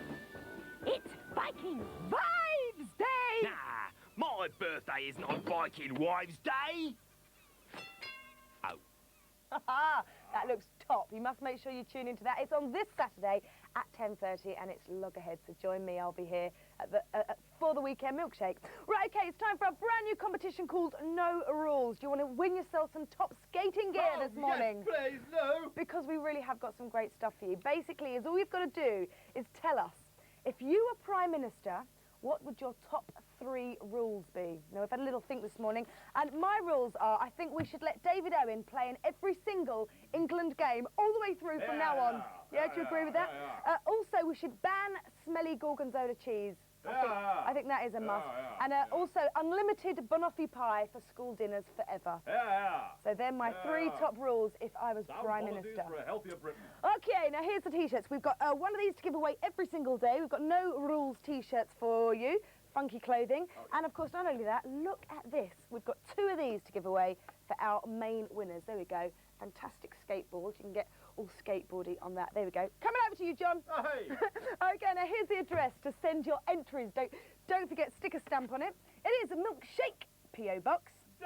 055. London, WC2E9LE. There we go. That's the address to send it to, and it's called No Rules, the competition.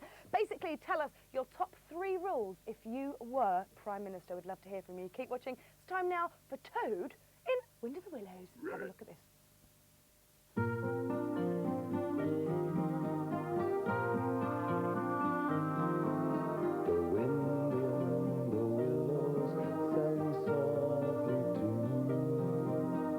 Follow my voice wherever it leads, from mountains through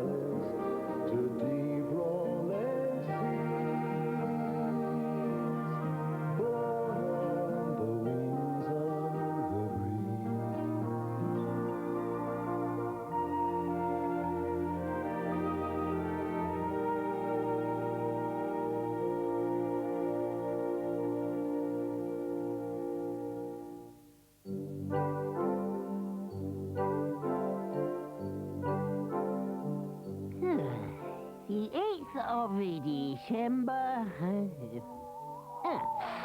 And it has been the most amazing week of my life.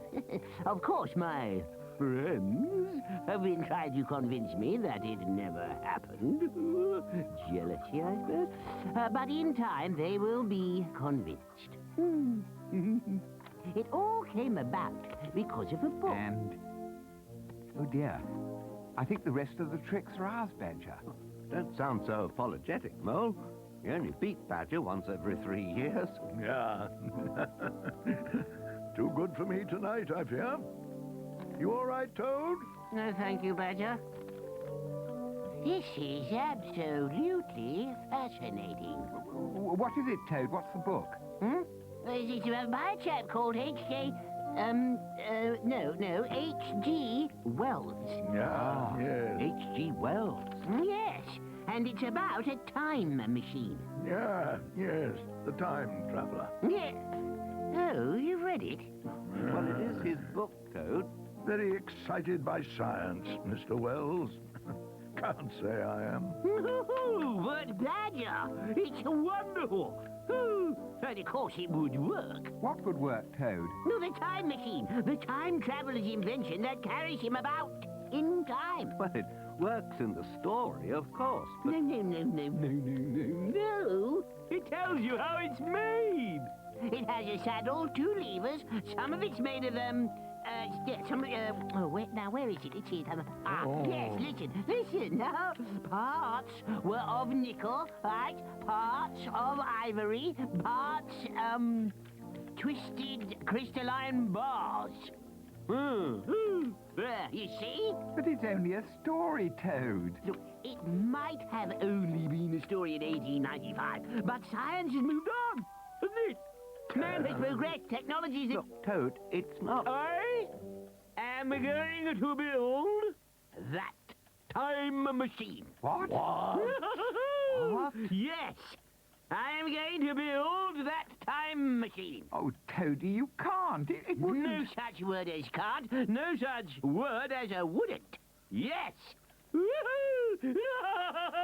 Toad, calm yourself. I think it's too late, Badger. I'm off! Mr. Toad's time machine. Traveler's amazing story. Time traveler.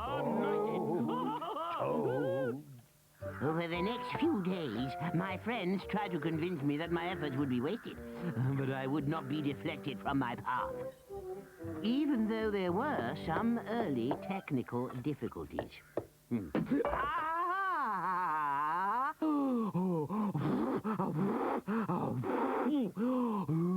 Stupid thing.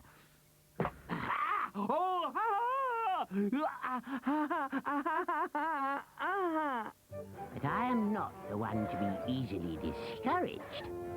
And over the next few months, I gradually assembled the necessary parts for the construction, though it needed many journeys to London to find the right components. And you haven't seen him either? Well, I've seen him. Oh, thanks, Mole. I've seen him, but he hasn't stood still for me long enough for me to say as much as goodbye. Oh, dear. It's a bad one, isn't it? Oh, it's one of the worst. He's been at it for months now. Yes. Badger's worried he might have some sort of breakdown. Well, perhaps we ought to go round and see him. He wasn't all that pleased to see us last time. No, but all the same... Shall we see what Badger thinks? Yes. Yes, I think we should. Oh, Toad. At last! The final vital component! The twisted crystalline bar. I bet no one else in the whole world would have thought of my brilliant solution.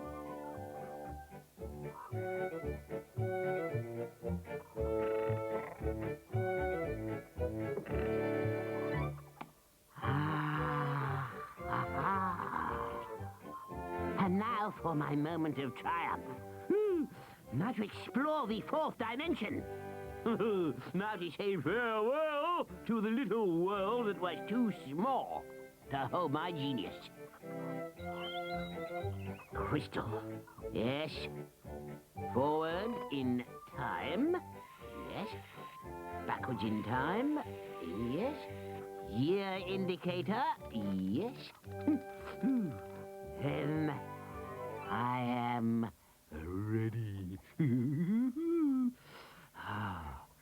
1, 2, 3. It's working. It's moving. I'm going. It's all good. It's all good. It's all good. It's all getting easier.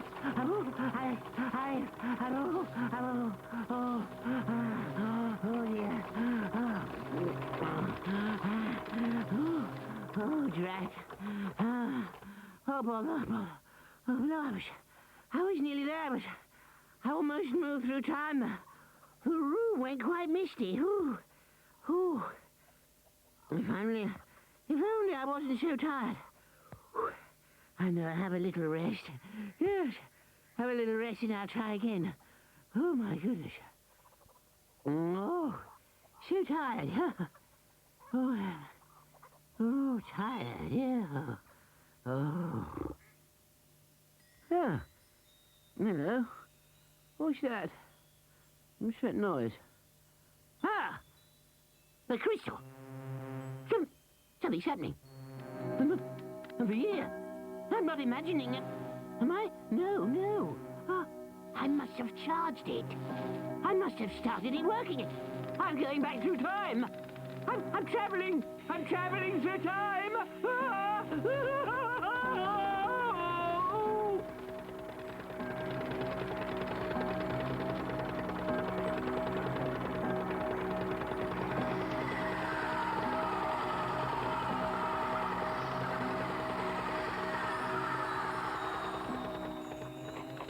11:45. 1145. Ah, I've done it. I've done it.